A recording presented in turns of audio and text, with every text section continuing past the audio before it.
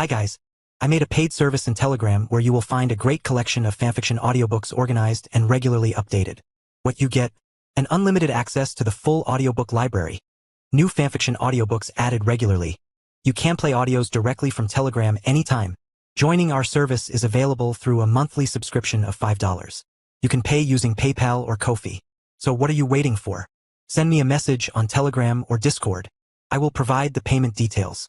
After the payment is confirmed, you will receive access to the private Telegram channel containing all audiobooks. If you enjoy fanfiction and prefer listening instead of reading, this library is made for you. Message me anytime to join. 51. Sightseeing, Visiting Kukuru Mountain, Chapter 51. Conrad did not waste any time. Early in the morning he went straight to the reception desk at Heaven's Arena. "I'd like to fight again," he said. 1 week from now. The receptionist checked the system, glanced up at him with a polite smile, and nodded. "That won't be a problem. I'll schedule your next match for 1 week later." Conrad inclined his head slightly in acknowledgement. 1 week was perfect. Enough time to consolidate what he had learned, to polish his weaknesses, and to push his Nen control further. He had no interest in rushing from fight to fight without reflection. After leaving the arena, he stepped out into the city and let the morning air fill his lungs. The tension from the previous battle had already faded, replaced by a familiar sense of focus. He headed to a quiet restaurant and ordered a proper meal. As he ate, he opened his laptop and skimmed through the news. "According to my knowledge," he thought, "the Hunter exam will start in about 2 months.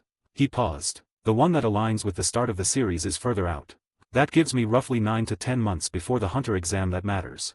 He leaned back slightly in his chair. 10 months is a long time.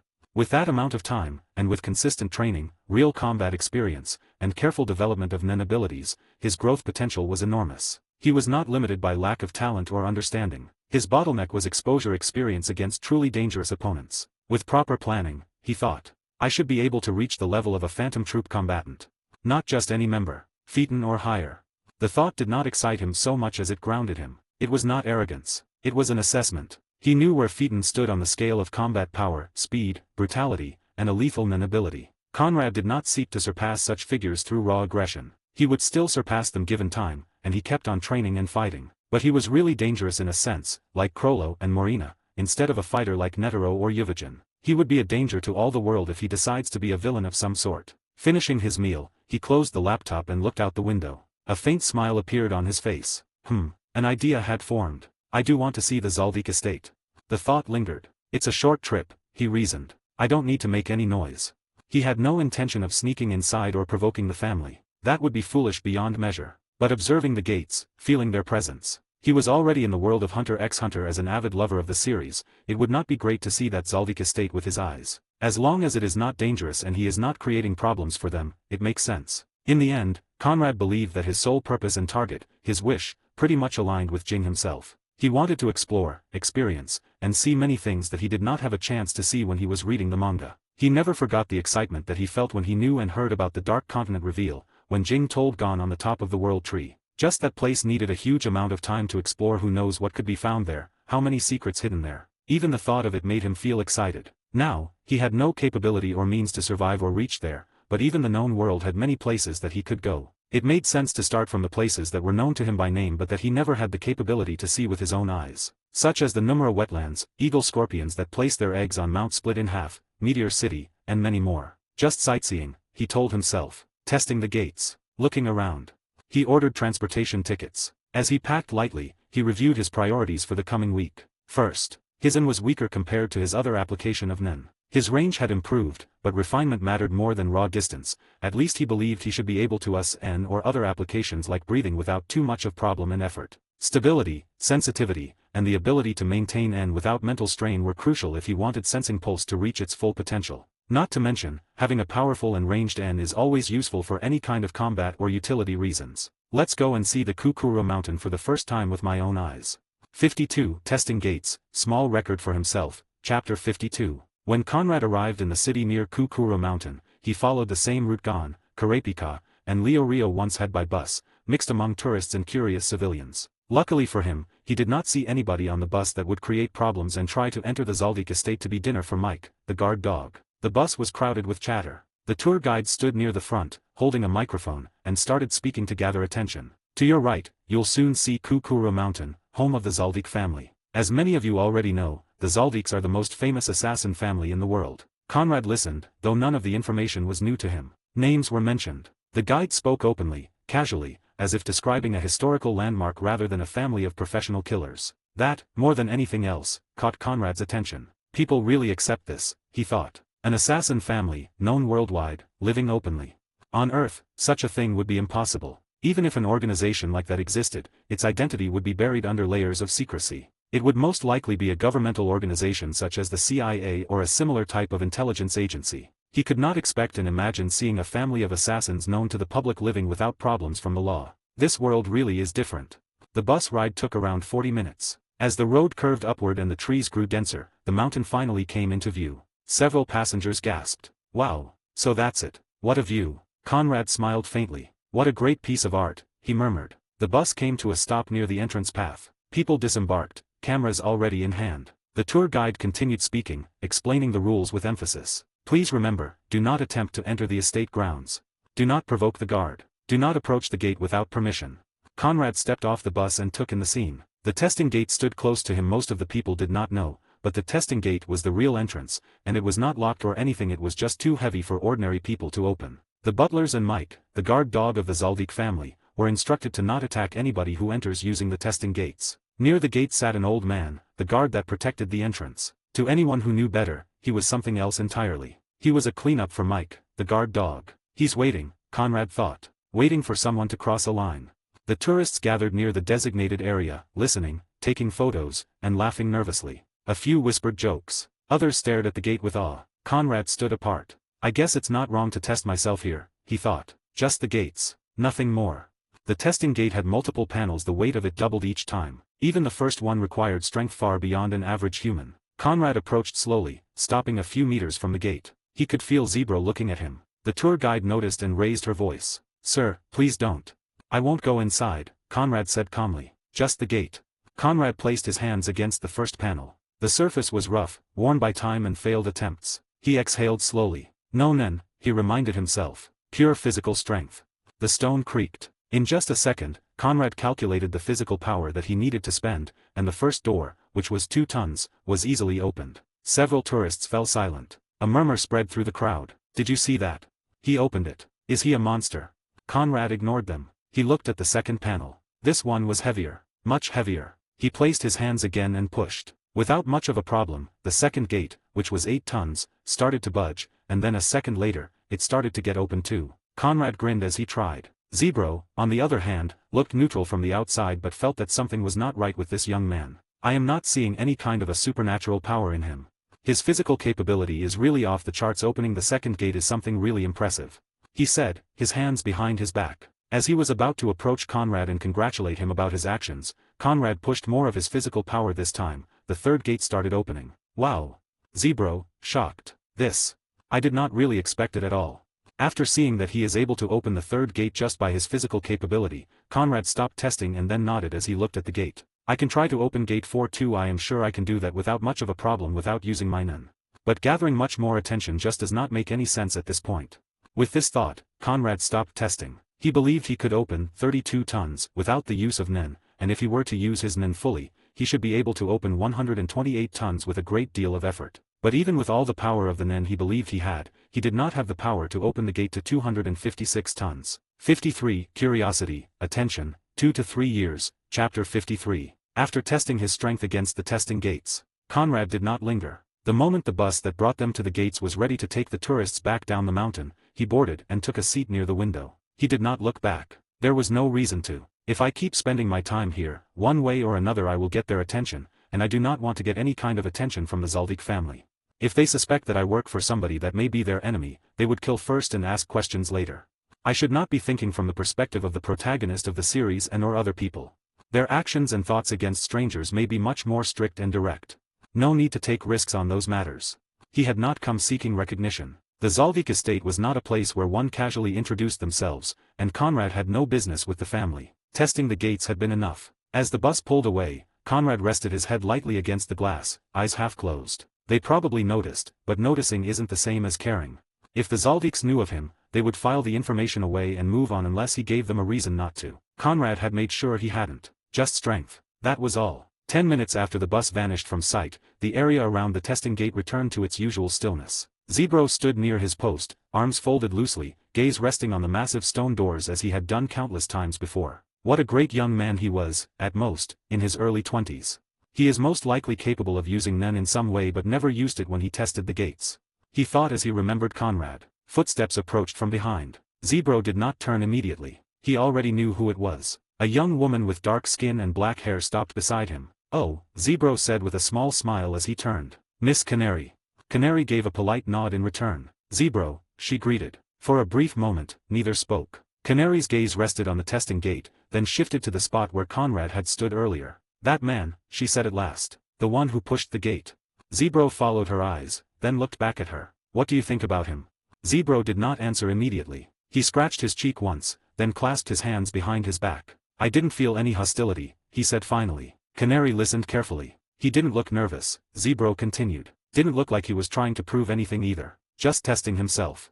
Canary narrowed her eyes slightly, considering that. "He opened the first gate," she said. Zebro nodded. "And stopped at the second. Didn't force it." "So, he just tested himself and stopped when he wanted." Canary murmured. "I also think he knew the family and did not want to get most of our attention." Zebro smiled faintly. "That's what I thought too." She remained silent for a few seconds. To most people, Canary appeared calm, but Zebro had worked long enough at the estate to recognize when someone was thinking deeply. Zebro also knew that compared to other butlers, Canary was more of a warm individual. Due to the professionalism that was expected from butlers, she put on a cold air around strangers, most of the time due to her training also, but Zebro was an old man compared to her and knew that she was a kind soul. But of course, this did not mean anything. As long as the order is given by the Zaldik family or head butler, she will do any kind of vile act to complete her mission. "He wasn't here for us," Zebro added. "Or for the family. If he was, he would have stayed longer. Asked questions. Try to get closer." Canary exhaled softly. "So he was just passing through," she said. "That's how it felt," Zebro replied. "Like a traveler checking the weather." Canary nodded once, as if confirming something internally. "I see." She turned away from the gate and took a step back, already preparing to leave. Zebro hesitated, then spoke. "Miss Canary." She paused and looked back at him. "You don't usually ask about tourists," he said gently. "Was this a request?" Canary held his gaze for a moment. Then, slowly, she shook her head. "No," she said. "Just personal curiosity." Zebro chuckled softly. "Is that so?" "Yes." She gave a short bow and began walking away. Zebro watched her go, a question lingering on his tongue. He wondered if her curiosity came from experience or something else entirely. But the thought passed just as quickly as it came. Some questions were better left unasked. Especially in this place. Zebro turned back to the testing gate, resuming his post as if nothing had happened. The stone doors stood silent and unmoving, as they always did. Somewhere far from Kukura Mountain, Conrad was already moving on. After Conrad left the bus, he directly ordered a ticket and went back to the Heavens Arena. He wanted to keep on training to get ready for the next battle. He believed the more he trains now in terms of Nen and physical capability, the more he will reap what he sows. If the timeline is right, the events of Chimera Ant and everything should be around 2.5 years. He may be wrong, but if he wanted to take part and have fun at those events, he needed more power. 54, Third Battle, Great and Powerful Enemy, Chapter 54. After returning from his brief excursion, Conrad slipped back into routine as if nothing had interrupted it. Training was always the most important aspect of his life. He really wanted to get more powerful. Conrad knew that other than his soul and mind capability that altered due to transmigration and his cheat, which gave him the ability to keep on creating Nen abilities without endangering his mind and soul, he did not have any particular capability above the others. He still needed training for all the other things. He cannot have many abilities if his aura is limited. He cannot create and control more abilities if his control is not great enough. He needed to keep on training to keep having the ability to create new Nen abilities without downsides. The week passed in a flash, and Conrad was ready for his third battle in the Heavens Arena. Conrad already knew his opponent's name. Brone Navi. 5 wins, 1 loss. That record alone set him apart from the opponents Conrad had faced so far. It could be said that this was a turning point for him in terms of the qualities of enemies he encountered. As Conrad waited in the preparation room, he did not review footage as always to go blind to a battle of Nen. He likes the feeling of trying to understand the enemy and learn the ability of the enemy while in combat. He remembered what Morel said. In most cases, two opponents would not know each other's abilities. It was up to them to fight and understand each other. By the time his name was called, his aura had settled and he was ready to fight. The arena lights flared to life as Conrad stepped out onto the platform. Across from him stood Brone Navi. The man was short, barely 5 feet 2, with a compact build. His head was clean-shaven like his face. He wore a loose, pale robe. The robe was loose enough to conceal his limbs, so Conrad thought that he may try a hidden weapon or something inside of the robe. Brone studied Conrad for a few seconds. Then he grinned. "I'll make it quick." Conrad's lips curled slightly in response. The referee raised his hand. "Begin." The moment the signal dropped, Conrad activated his ability. Black Ring State of Calm. Brone did not rush. Instead, he stepped back and to the side, and his hands rose, fingers spreading as if shaking something loose. 6 metallic rings appeared around him in midair. They hovered, spinning slowly, each about the size of a dinner plate. Their surfaces were smooth. Conrad's eyes tracked them instantly. Conjuration, he noted internally. But something about the rings felt different. Their aura was thin and evenly distributed. A conjurer that uses manipulation to control 6 flying rings. Conrad thought and kept on observing to see and collect more information. Brone lifted one finger and pointed. The rings moved. They did not fly all at once. 2 shot forward first, slicing through the air like thrown discs. Conrad shifted left, then right, letting them pass within inches of his torso. The wind pressure alone was enough to tell him they carried real force. It would be pretty painful to get hit by one of those. Conrad thought. The other 4 followed, splitting apart, circling, and changing angles. They're adjusting mid-flight, Conrad realized. Not pre-programmed. If I can get close to Brone and hit him while he is not protected by rings, the battle would be over there. It is safe to assume that Brone himself is not a close combatant and would fail quickly against me.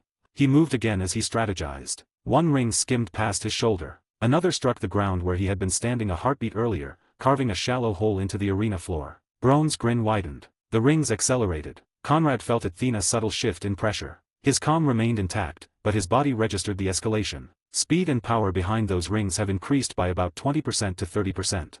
He ducked under one ring, twisted away from another, then stepped forward to close the distance. Too late. From behind, something slammed into his back. The impact was brutal. Conrad's vision flashed white as his body was driven downward, his feet lifting off the ground. He hit the arena floor hard, the sound echoing through the stands. The referee's voice cut through the noise. Knockdown. Conrad slid to a stop, one knee scraping stone, one hand braced against the ground. For a moment, he did not move. Pain bloomed across his back, deep. He exhaled slowly. So this is it, he thought. The first real hit. He pushed himself up to one knee, eyes lifting to Brone. The rings hovered again, all 6 now circling their master in a loose formation. One of them, the one that had struck Conrad, rotated slightly faster than the others, its aura faintly brighter. Brone tilted his head. Didn't see that one, did you? Conrad rose to his feet. He rolled his shoulders once, testing the damage. It seems like, this time, I do have to fight for real.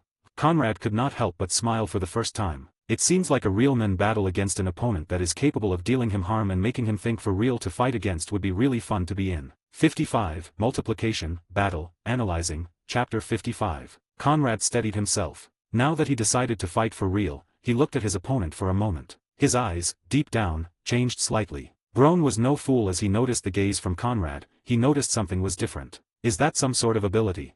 Gazing. He asked himself. Conrad then inhaled and moved. The rings came again. Conrad shifted left, then sharply right. 2 rings sliced past where his head had been an instant earlier. Another grazed close enough that he felt the disturbance in the air against his cheek. He did not counterattack. My orbs are already deployed. I deploy them before I even start the battle. There is no need to just show them that I have them while in combat. Conrad grinned as he thought. And while watching, he noticed something important. The hit he had taken earlier, aside from the pain, had changed nothing else. There was no lingering effect. At least for now. Usually, he believes most of the conjuration users would add special effects to the object they conjure. Attacking an enemy would be the simplest but logical conditional activation. That means, whatever condition he fulfilled by hitting me, it wasn't something applied to me. He may not have anything, but it is logical to think that he has.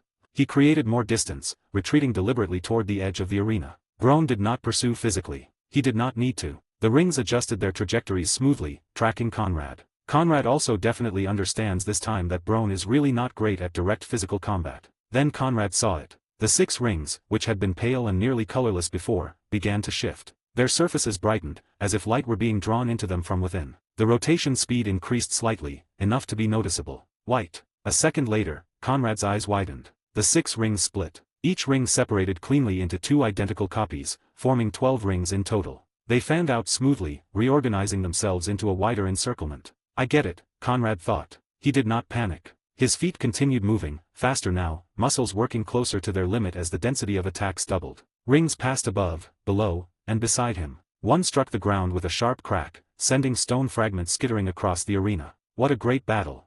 It seems like, Conrad, the newcomer with 2 wins, may get his first loss.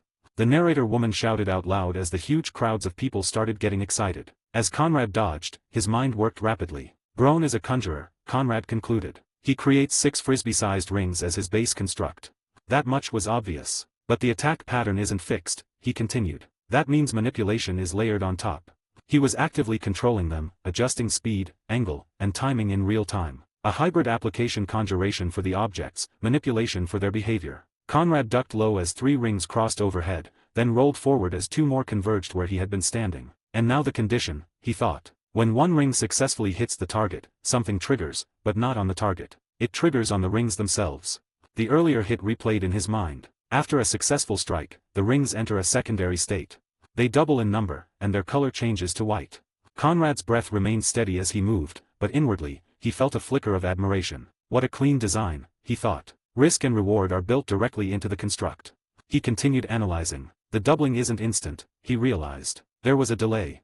He counted internally, measuring the time between the moment he was struck and the moment the rings changed. Roughly 10 to 15 seconds, he estimated. That's likely intentional. A short window where the user must survive without immediate benefit, preventing the ability from snowballing too fast at the very start. And now with 12 rings active, the pressure multiplies exponentially. If another hit landed, what then? 24? 48? He didn't need to see it to know the answer. I'm sure if he keeps landing hits, the color will keep changing. Conrad thought. White might be the second stage. There could be others: red, black, and gold, each representing a further escalation. I am sure if the number of rings exceeds 48, there is no way for me to win if I do not get a clean hit. I think there is a limit to the number of it.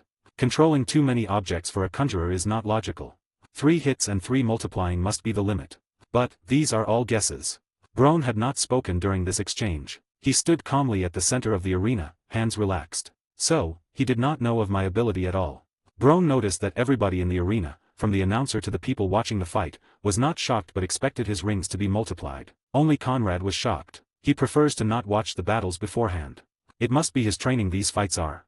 Also, because he is increasing the risk, his men must respond to him better. Conrad vaulted backward, narrowly avoiding a converging pair of rings that would have trapped him between them. His foot hit the ground hard, and he pushed off again, creating more space. The weakness, Conrad thought, is obvious but not easy to exploit. It becomes a battle of endurance and control, Conrad concluded. He smiled faintly. What a great ability, he admitted to himself. But I have a great plan too. 56, Mental Fatigue, Concept of Fear, Chapter 56. After fully understanding Brone's ability, Conrad shifted from pure observation to planning. His body continued moving almost on its own. Step, slide, twist, leap, each action and movement caused him to feel some sort of ecstasy. The feeling of the danger, being capable of moving away from it, kept his mind and soul refreshed. It is like my reward system of the brain gives more ecstasy and fun through the hormones.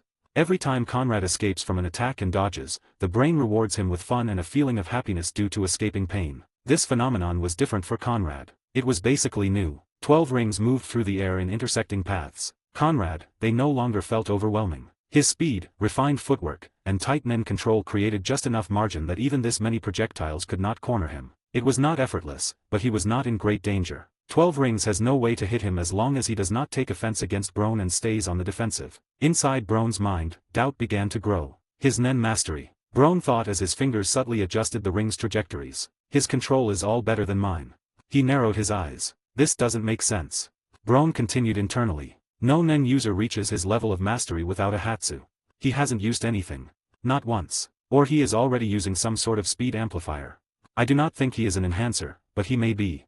That realization unsettled him far more than Conrad's speed. Brone was experienced enough to understand what that meant. Conrad was not struggling. He was waiting. Every second Conrad spent dodging without counterattacking was another second Brone was forced to maintain focus, aura output, and mental strain. Most people would not understand, but keeping control of conjured Nen objects in a battle scenario is not an easy thing to do at all. Each second and minute is worth a lot. The Nen is not an infinite source of energy, and Brone kept spending more aura and focus each second he kept on controlling 12 different Nen conjured objects. Seconds passed. Then more. The rings slashed through the air again and again, but they only cut empty space. Each miss increased Brone's irritation. His breathing grew heavier, just slightly. His aura output rose, unconsciously compensating for the lack of progress. He's reading everything, Brone realized. Movement patterns, timing, angles. Worse still, Brone had no idea what he was fighting against. Is his enemy spending time dodging because of some sort of condition, or is he just having fun dodging? What is his plan? All these thoughts are starting to take a toll on Brone. Conrad felt it clearly as he looked into the eyes of Brone. He was starting to understand what Hisoka felt when he looked deep in the eyes of Castro. The tension, the impatience, the small fluctuations in aura betrayed Brone's growing stress. This is enough, Conrad thought. He leapt backward in a single smooth motion, creating a wide gap between himself and the incoming rings. His feet touched the ground, and for the first time since the fight began, he stopped moving. Brone's eyes widened slightly. He did not relax his control. If anything, he sharpened it. The rings slowed for a fraction of a second, hovering in formation, ready to surge again. Conrad stood upright, shoulders relaxed. Good, he thought. I have a plan now. At that moment, Brone felt something wrong. Not danger, at least, not the obvious kind. It was more like a disturbance in the flow of the fight, a subtle shift that didn't belong. His instinct screamed before his logic caught up. What is that? Brone thought. His eyes flicked upward. For a split second, he felt something fast and barely visible cutting through the air at a sharp angle. A bullet. The realization hit him late. Brone twisted his body to the right on pure instinct. Bang! The sound echoed sharply through the arena. Stone shattered where he had been standing, leaving behind a clean, narrow hole punched deep into the floor. Brone landed several steps away, heart pounding. Emission, he muttered under his breath. He snapped his head toward Conrad. Conrad had not moved from his spot. So that's it. Brone thought, cold sweat forming on his back. Brone immediately pulled the rings back into a tighter orbit around himself, abandoning the pressure on Conrad. The formation shifted from offense to defense, circling him like a rotating shield. His mind raced. That wasn't random, he realized. He waited until I was focused entirely on control. He created an opening without touching me. Brone was not sure of what Conrad wanted to do, but now that he saw something, anything, his mind felt calmer. The fear of the unknown is bigger than the fear of something he can name. Humans are simple creatures in terms of concept of fear. They are more scared of what might be in the darkness than the monster that they know lives in the darkness. 57 Mental Games, Confusion, Chapter 57. 1 to 2 seconds later, Brone looked at the ground, then slowly lifted his gaze and traced the angle of the attack. His eyes followed the imagined line until he finally saw it, an orb floating quietly above him. So, that non-bullet attack came from that orb. This means that he controls that orb. He is most likely a manipulator or conjurer like myself. Brone thought. The orb was not flashy. It did not glow aggressively or release pressure like a brute force nin attack, which he can see and understand. As Brone was about to start a monologue inside his head, trying to define the ability, to categorize it as more than just understanding it as a category, Conrad did not give him the chance to do so. He leaned forward and started running straight at him. I only deployed 2 of my orbs. In just 3 seconds, he almost closed the entire distance between himself and Brone. Brone's eyes widened. Too fast. Protect me. Brone shouted out loud. His shout came from the depth of his soul. He understood that if he let Conrad get too close to him, 1 or 2 attacks at most, he would be defeated and get hit by a powerful strike from him. In close combat, he was not much different than your average nin user, and he can see that Conrad was much better in all terms of close combat. At his command, all the rings snapped back toward him at once. The rings aligned in front of his body, rotating rapidly and overlapping to form a barrier. They acted like dogs protecting their owner. Brone basically used rings to create a solid wall between himself and Conrad. Brone felt a small sense of relief. At least from the front, he was safe. But then it came again. That strange feeling. A sense of danger that did not come from where he was looking. His instincts reacted before his thoughts could. Brone twisted his body and dodged to the left. Bang! The sound echoed sharply through the arena. A relatively deep hole opened on the ground where he had been standing just a moment ago. Dust and fragments of stone scattered across the floor. Again. That orb must be destroyed, he thought, but he knew that he could not send rings to the orb to destroy it, as it would weaken his defense and Conrad would enter from the gap and start a close combat situation. Brone landed awkwardly, barely managing to keep his balance. So that's how it works, he muttered. Conrad slowed his pace and stopped several meters away. He did not rush into the ring barrier. He did not attack it directly. Brone felt the pressure rising. He tightened his control over the rings. The barrier vibrated slightly, maintaining its form. Conrad took 1 step forward. Brone flinched. Then nothing happened. A second passed. Another. Brone's eyes moved constantly, trying to track every possible angle. Above. To the side. He knew he couldn't see everything at once. Where is the next one coming from? He thought. Conrad raised his hand slightly. The orb above Brone shifted. Brone reacted immediately, throwing himself backward while maintaining the barrier. This time, it was not a shot but some sort of a spreading aura of energy. Also, he noticed that despite the fact that the one who shot him vibrated, the aura wave did not come from him. He is mocking me. Brone thought. Brone knew that he was lost at this point, and spending time on trying to understand the ability of the enemy was not going to make a difference at all. If I stay still, I get hit. If I move, I lose control. And if I attack. He glanced at Conrad. The man was still untouched. Brone started feeling overwhelmed. It was not the sudden kind of panic that made one lose composure instantly, but the slow, creeping pressure that tightened around the chest. Every second he spent reacting pulled him deeper into it. Conrad already noticed that mentally Brone was not a capable individual. At least now there are too many talented Nen users. He loses his calm quickly. From the moment after he shot at him with White Death, things have changed for the better for him and for the worse for Brone. He smirked slightly, just enough for the expression to be seen, and leaned forward as he whispered, "You think and worry too much." Brone heard him. His eyes locked onto Conrad, who had stopped advancing for a brief moment. That pause, that unnatural stillness, made Brone uneasy. He realized something then. While he had been desperately dodging the ranged attacks, his attention had slipped. The rings. They were slowing. Not because Conrad interfered with them directly, but because he could not maintain perfect manipulation while constantly moving his body to survive. The precision he needed to guide them had been broken by fear of death. "That is," Brone muttered under his breath. In that instant, he saw it clearly. His weakness. His ability was powerful, versatile, and deadly when allowed to escalate, but it needed focus and a high level of mental fortitude. Before Brone could adjust, the same ominous sensation surged through his body again. That feeling. Danger. Conrad took a single step forward. The rings hesitated for a fraction of a second, their rotation faltering as Brone's concentration split. He reacted on instinct, throwing himself to the left. Bang. 58. End of the battle. Balanced. Chapter 58. Brone started feeling overwhelmed. It was not the sudden kind of panic that made one lose composure instantly, but the slow, creeping pressure that tightened around the chest and narrowed the field of vision. Every second he spent reacting pulled him deeper into it. Conrad noticed. He smirked slightly, just enough for the expression to be seen, and leaned forward as he whispered, his voice calm and almost dismissive. "You think and worry too much."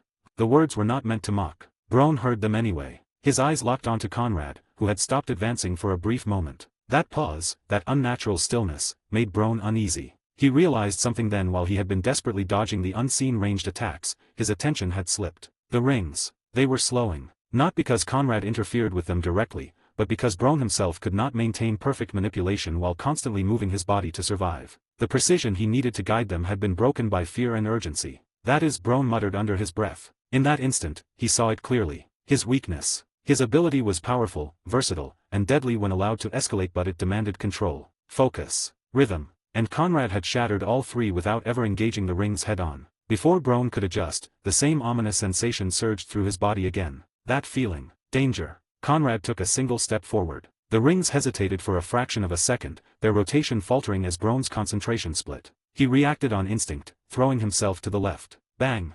The sharp sound echoed through the arena as another shot struck the floor where Brone had stood. The impact cracked the stone, dust bursting upward in a violent spray. This time, however, Brone did not gain distance. Only 3 meters separated him from Conrad now. Too close. His heart slammed against his ribs as he tried to regain control of the rings, forcing them back into formation. But before he could issue a clear command, Conrad moved again. From his waist, Conrad flicked his hand. A small orb shot out. Brone saw it. His body was still twisted from the previous dodge, his footing unstable, and his Nen control divided. He tried to move, tried to force the rings into defense again, but his reactions lagged by a fraction of a second. Conrad grinned. "This is the end of the battle." With his whisper, the orb activated. A massive blast erupted between them. The explosion roared through the arena, shaking the walls and sending a violent wave of dust and debris outward. The shockwave ripped through the space, drowning out every other sound for a brief moment. The announcer's voice cut off mid-sentence. Spectators gasped. When the dust finally began to clear, the sight beneath it silenced the entire arena.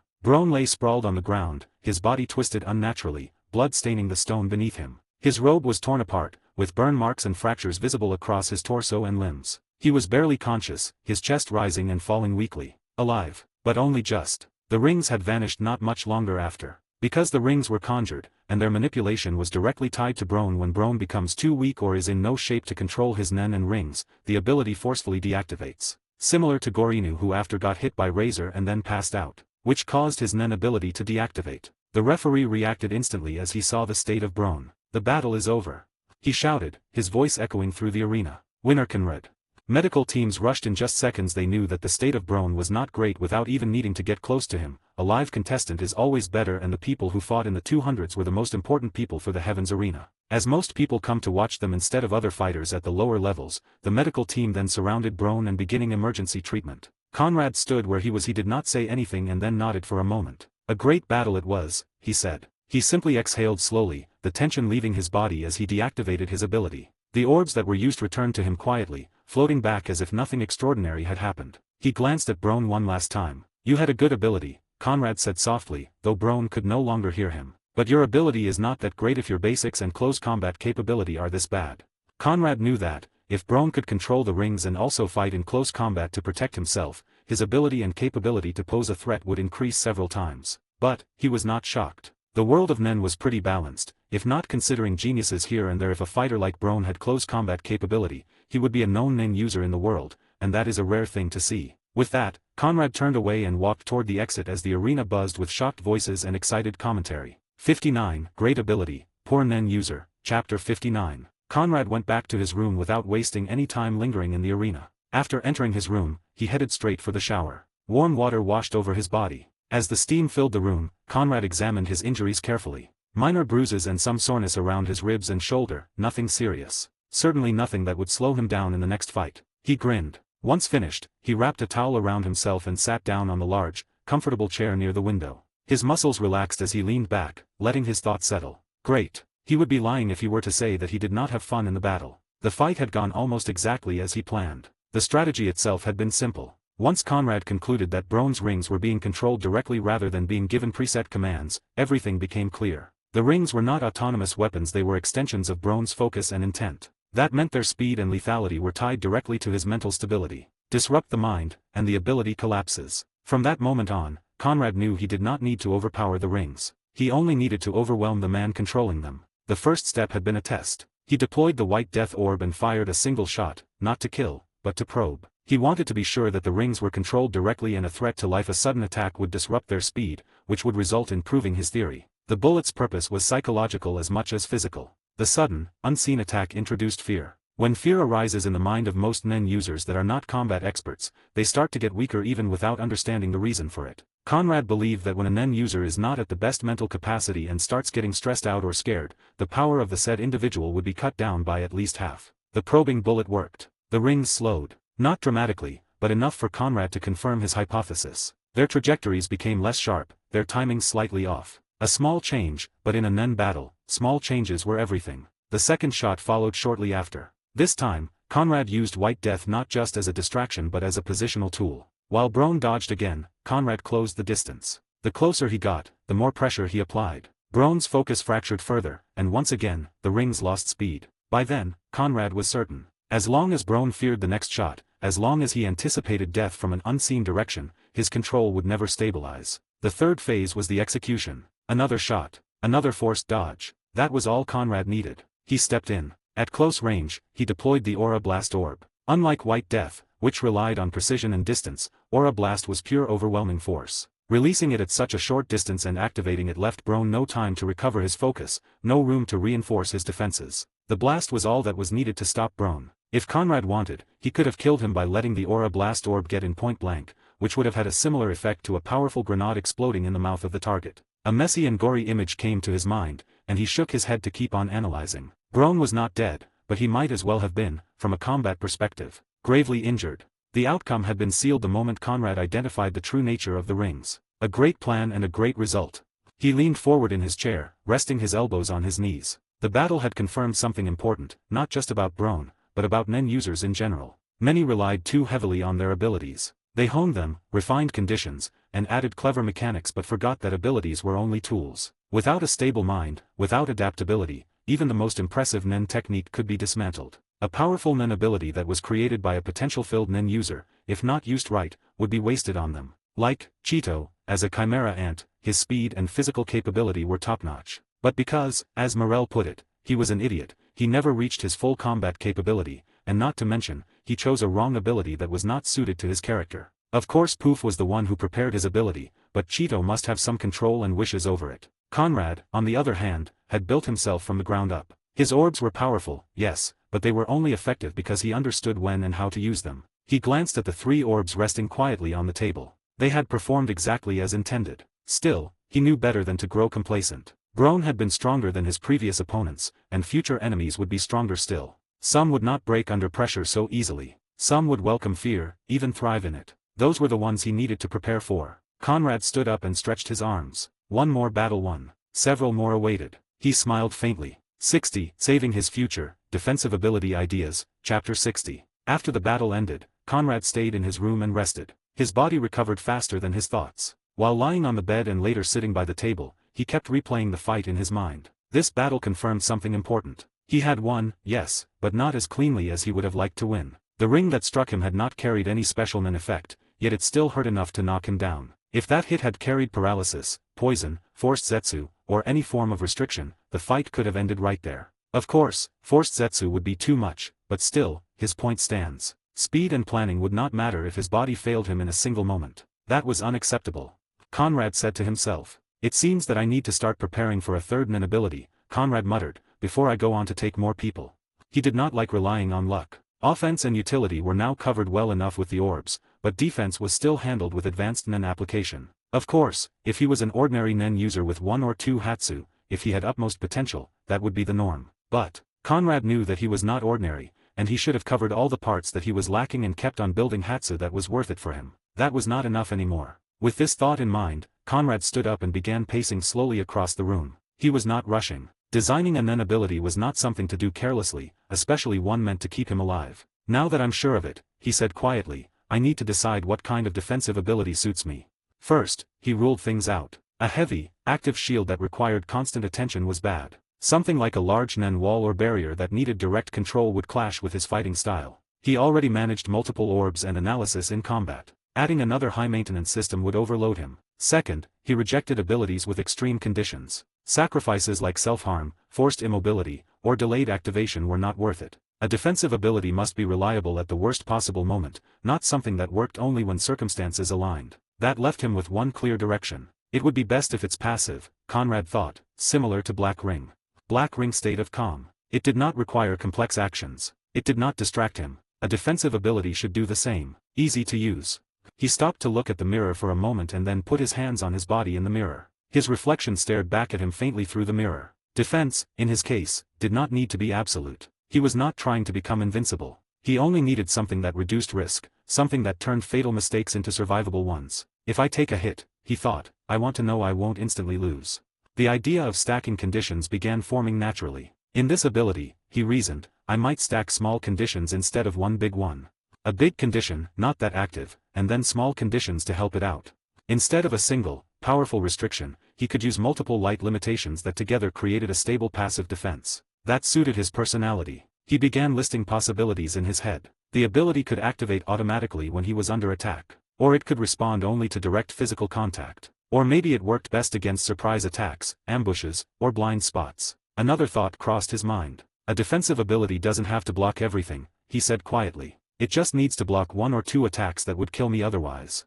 He returned to his desk and sat down, opening his notebook. Maybe a nen layer that reacts instead of resists, he thought. Instead of stopping attacks outright, it could soften them, redirect force, or disperse aura. A partial defense, but always active. He considered his nen category. As a manipulator with strong emission proficiency, he needed something that stayed within that framework. Conjuration-based armor or complex constructs would stretch him thin and weaken the ability overall. That's not my path, he decided. He leaned back in his chair and closed his eyes. A passive defensive nen ability. Low activation cost. No extreme vows. Stacked small conditions. Always present once active. Does not interfere with offense or orb control. Those were his rules, Conrad said. I need insurance type of defense for the start. If I need simple defenses in active combat, I can create them later in the future. For the time being, I should be cautious against ambushes, assassinations, and one-hit kills. All the power and potential I have could end if I get targeted by a high-level assassin that prepares to kill me. A stray bullet. Conrad did not want to die in vain at all. This ability would not be rushed. He would spend days, maybe weeks, testing concepts before committing. But the direction was clear now. And once that foundation was complete, Conrad knew he would be able to walk into far more dangerous battles without hesitation. 61. Lifesaver, linking abilities to the items, Chapter 61. The next morning, Conrad woke up earlier than usual. He did not linger in bed. He stood, went straight to the bathroom, and took a quick shower. After drying off, he ordered breakfast to his room. He ate in silence while his mind worked. The night before, he had spent several hours thinking, dismantling his ideas, and rebuilding them again. Even after sleeping, those thoughts had not settled. A defensive ability. His eyes drifted to his right hand. Black Ring state of calm. The conditions were pretty easy to fulfill for what he gets in return for it. The ring must be worn. If the ring was taken, the ability was gone. If the finger was lost, the ability was gone. If the ring was destroyed, the ability was gone, and he would need to create something similar from scratch. After the ability is deactivated, all the emotion and feelings will return to the user. He tapped the ring lightly with his thumb. Linking abilities to items is dangerous, he said, but it's also the simplest way to amplify power. Conrad closed his eyes for a moment, visualizing a new ability layered onto the same ring. The thought was tempting. If I link another ability to the black ring, he thought, and apply the same condition, the reward would be enormous. 2 abilities tied to a single object. 2 multipliers stacked together. The risk would be losing both abilities at once. He opened his eyes and slowly shook his hand, as if physically dismissing the idea. Nah, he said flatly. That's too risky, even for me. A defensive ability must be reliable, he continued. It must exist when I need it most. Losing an offensive option was acceptable. Losing a utility option was painful. Losing defense? That was death. He did not want to lose his defensive ability at all. Especially an ability that he wants to create for saving his life. A life-saving ability is more suited for his plans than just a defensive ability. At least in the name of it. I can't risk that, he said. After a moment, Conrad stood up, grabbed his jacket, and left his room. The streets outside Heaven's Arena were already active. Many people were living their usual lives. Conrad sometimes watched ordinary people living their lives, and sometimes he wanted to know and understand what kind of lives the people of Hunter x Hunter lived. The people who were not shown in the series and were different from the main cast and other prominent characters. Other than some emotional changes in these people, they were actually pretty similar. It's just that people of Hunter x Hunter are more accepting of the traumatic events and the supernatural things, and also, magical beast was a term here. Conrad walked as he thought. He did not head toward a weapons market. He did not look for armor. Instead, he walked toward general markets. Antique shops. A defensive Nen ability doesn't need to look defensive, he thought. Often, the strongest Nen abilities were hidden behind ordinary appearances. He stopped in front of a stall selling bracelets. He picked one up, turning it slowly in his hand. A bracelet, he thought. But he shook his head and set it down. He moved on. A few stalls later, he found necklaces, chains, pendants, amulets. He lifted one with a small, flat charm. A necklace, he considered. But again, he frowned. A clean cut, he thought. One blade, one bullet. He passed through an area where old items were sold. Leather, reinforced at the knuckles and palms. Conrad picked one up. A glove, he thought. His gaze sharpened. Hands were always involved in combat. A defensive ability tied to gloves. Still, something felt off. Too limiting, he said softly. Defense shouldn't depend only on my hands. He returned the gloves and continued walking. Minutes passed. Then, at the edge of the market, he noticed a stall that sold scarves. Conrad stopped. He picked one up and wrapped it loosely around his hand. A scarf, he thought. A scarf isn't meant to protect, he said. Which makes it interesting. He held the scarf tighter, imagining aura flowing through it. Flexible, he said. He lowered the scarf slowly. This could work, he admitted. But he did not buy it. Not yet. He needed to think more. Conrad left the market and found a quiet place to sit. He leaned back and closed his eyes. A passive defensive ability, he thought. Like state of calm. But layered with small conditions, he continued. Not one big risk. He opened his eyes. The object should be replaceable, he said. Not unique. Not irreplaceable. That ruled out antiques. If it breaks, he said, I should be able to get another. He stood up again. I don't need the final answer today, he said to himself. This ability will decide whether I live or die later. With that thought, Conrad turned back toward Heaven's Arena. In the end, Conrad knew that what he was thinking and feeling now might change. He might create a big and harsh ability for the purpose of saving his life. 62. Calling, the Chain, Nen Item, Chapter 62. Conrad walked around the market for a long time. He picked up several objects, turned them in his hands, and then put them back. Nothing sparked a clear idea. Nothing felt right. He was still not sure of which item he should choose for himself. He stopped walking and let out a slow breath. This is stupid, he muttered, then smiled slightly at himself. I'm overthinking again. He raised his hand and looked at it. I should be using Gyo.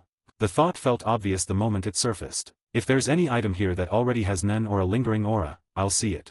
That alone would change everything. An object that already carried aura, even weakly, would amplify any ability linked to it. It would also reduce the amount of raw aura he would need to force into the item during creation. Conrad knew this was also about discipline. Using Gyo should not be something he remembered only during combat. It needed to become instinct. With that in mind, he activated Gyo and focused aura into his eyes. A few objects glimmered faintly with residual aura from previous owners, emotional attachment, or simple prolonged use. Conrad kept walking. Minutes turned into hours. He checked stalls again. Still nothing. Eventually, the sun shifted enough that shadows stretched across the ground. Conrad deactivated Gyo and sighed. Nothing, he said. He turned back toward Heaven's Arena, deciding to give up for the day. I'll try again another time, he thought. As he walked away from the market, his eyes caught something at the edge of his vision. A faint shimmer. He stopped. Slowly, he turned his head. Near the corner of a small stall, half hidden beneath other items, a chain. At the end of it hung a blunt hook, worn smooth as if it had been used for a long time. Conrad reactivated Gil. The chain shone clearly. What, he murmured. He stepped closer. The aura wasn't his imagination. It wasn't residual in the way most old objects carried faint traces. This aura was deeper, embedded into the object itself. This object was either created by a genius or a Nen user. Whoever created it must have put a lot of life energy into it. I am not sure if it is intentional Nen user creation or something like Zippel creating a copy without knowing how to use Nen. But something that had been saturated. The stall owner noticed Conrad's interest and leaned forward. This. The man said quickly, picking it up. Good eye. He held the chain up. This neck chain came from an underground burial, the man continued. Dug up a few years ago.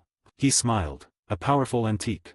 Conrad listened without saying anything. He took the chain from the man and held it in his palm. The weight felt right. The hook was blunt, not sharp. This thing has seen use, Conrad thought. A lot of it.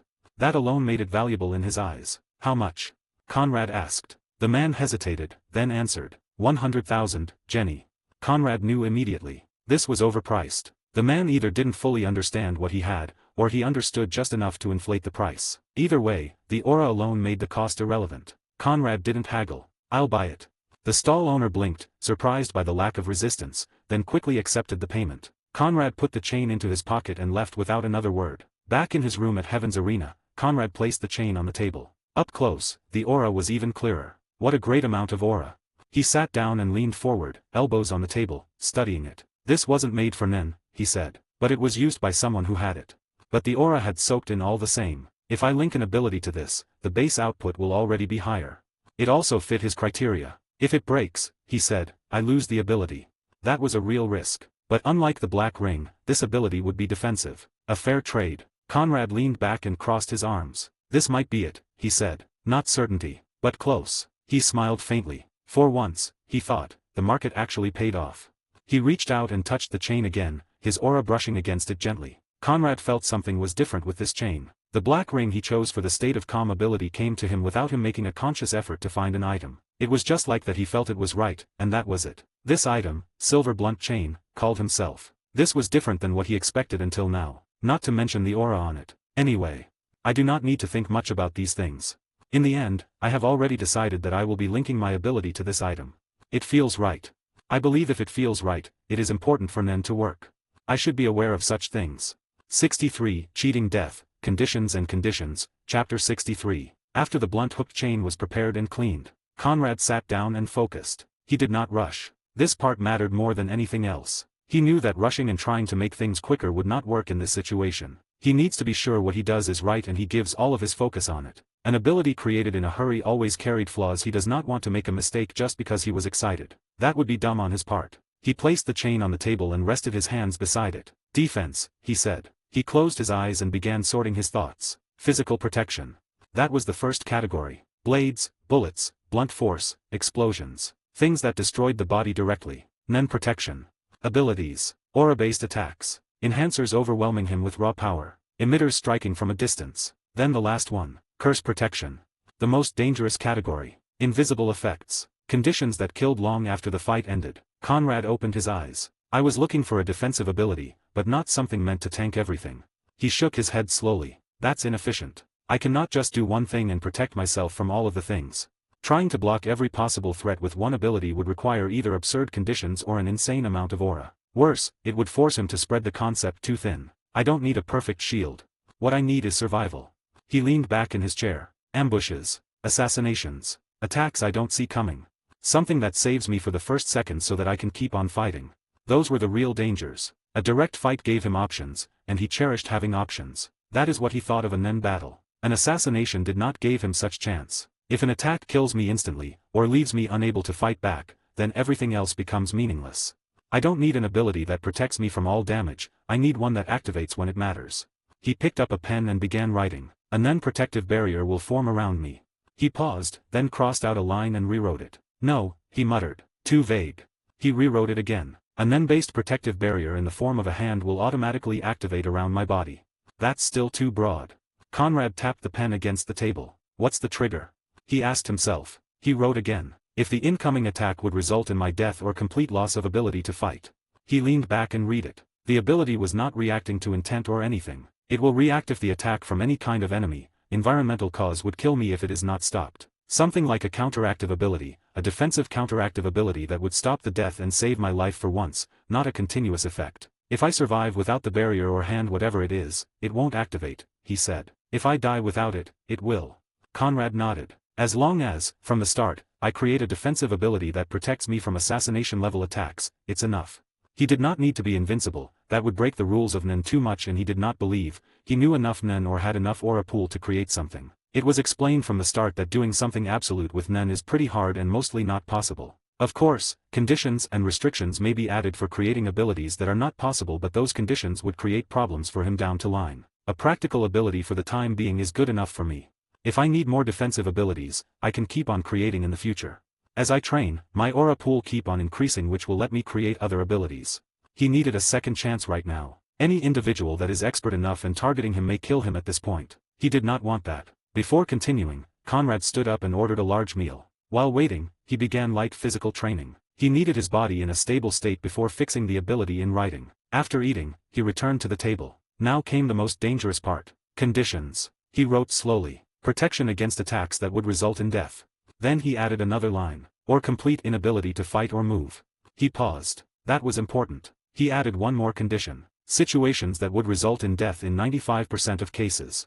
Conrad stopped writing. He read everything again. The ability did not trigger for minor injuries. Only when the outcome crossed a clear line. This will cost a lot of aura, he said quietly. If the chain were removed or destroyed, the ability would disappear. No exceptions. Conrad accepted that risk. This isn't meant to make me reckless, he said. He placed the pen down. This is good, he said. Conrad looked at the chain one more time. I will need more conditions for the ability to be active, but this is a good start.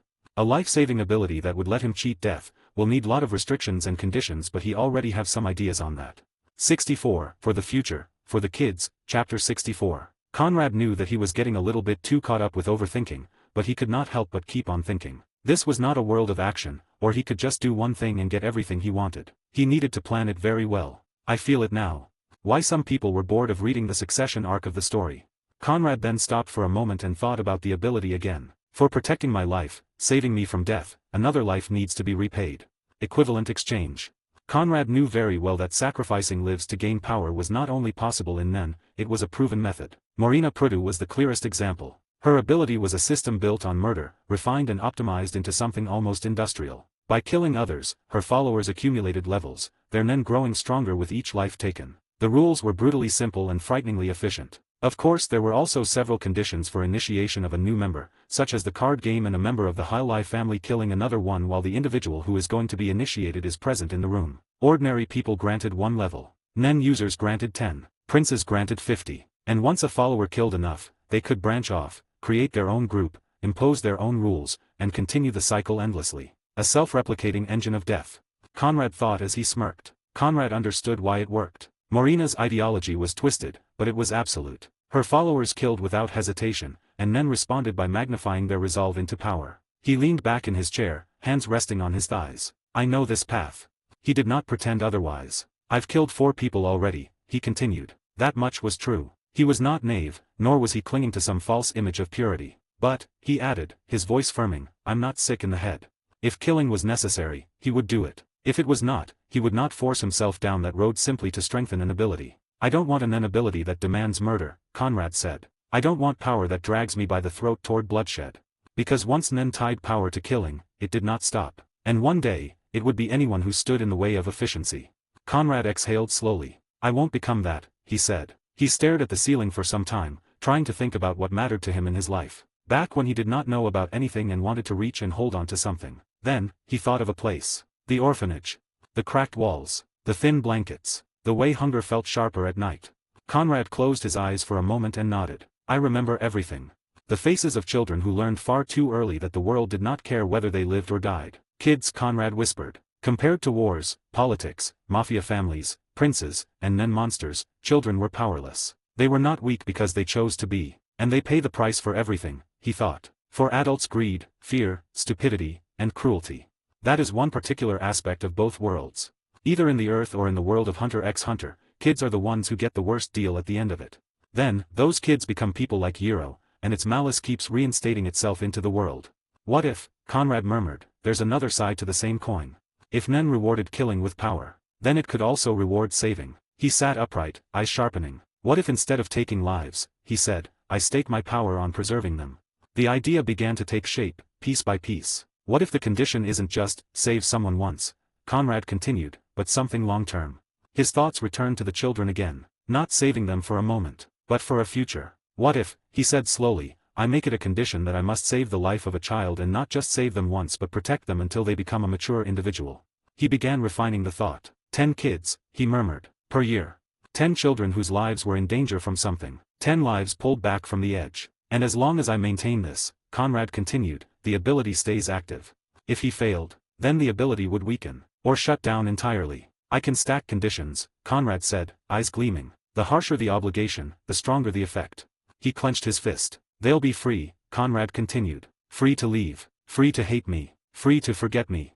But, he added, voice lowering, if they choose to stay. If, years later, one of them decided of their own will to walk alongside him, then something else became possible. A secondary condition. A secondary ability. Conrad's thoughts sharpened further. Similar to Benjamin Batten, he said. Inheritance type Nen. A Nen ability where the condition is absolute, Conrad whispered. The individual must have been a child whose life I saved, raised, and protected. If they choose it, then I can link that bond into Nen. Conrad leaned back, staring at the chain on the table. This does two things, he thought. First, it balances my own survival.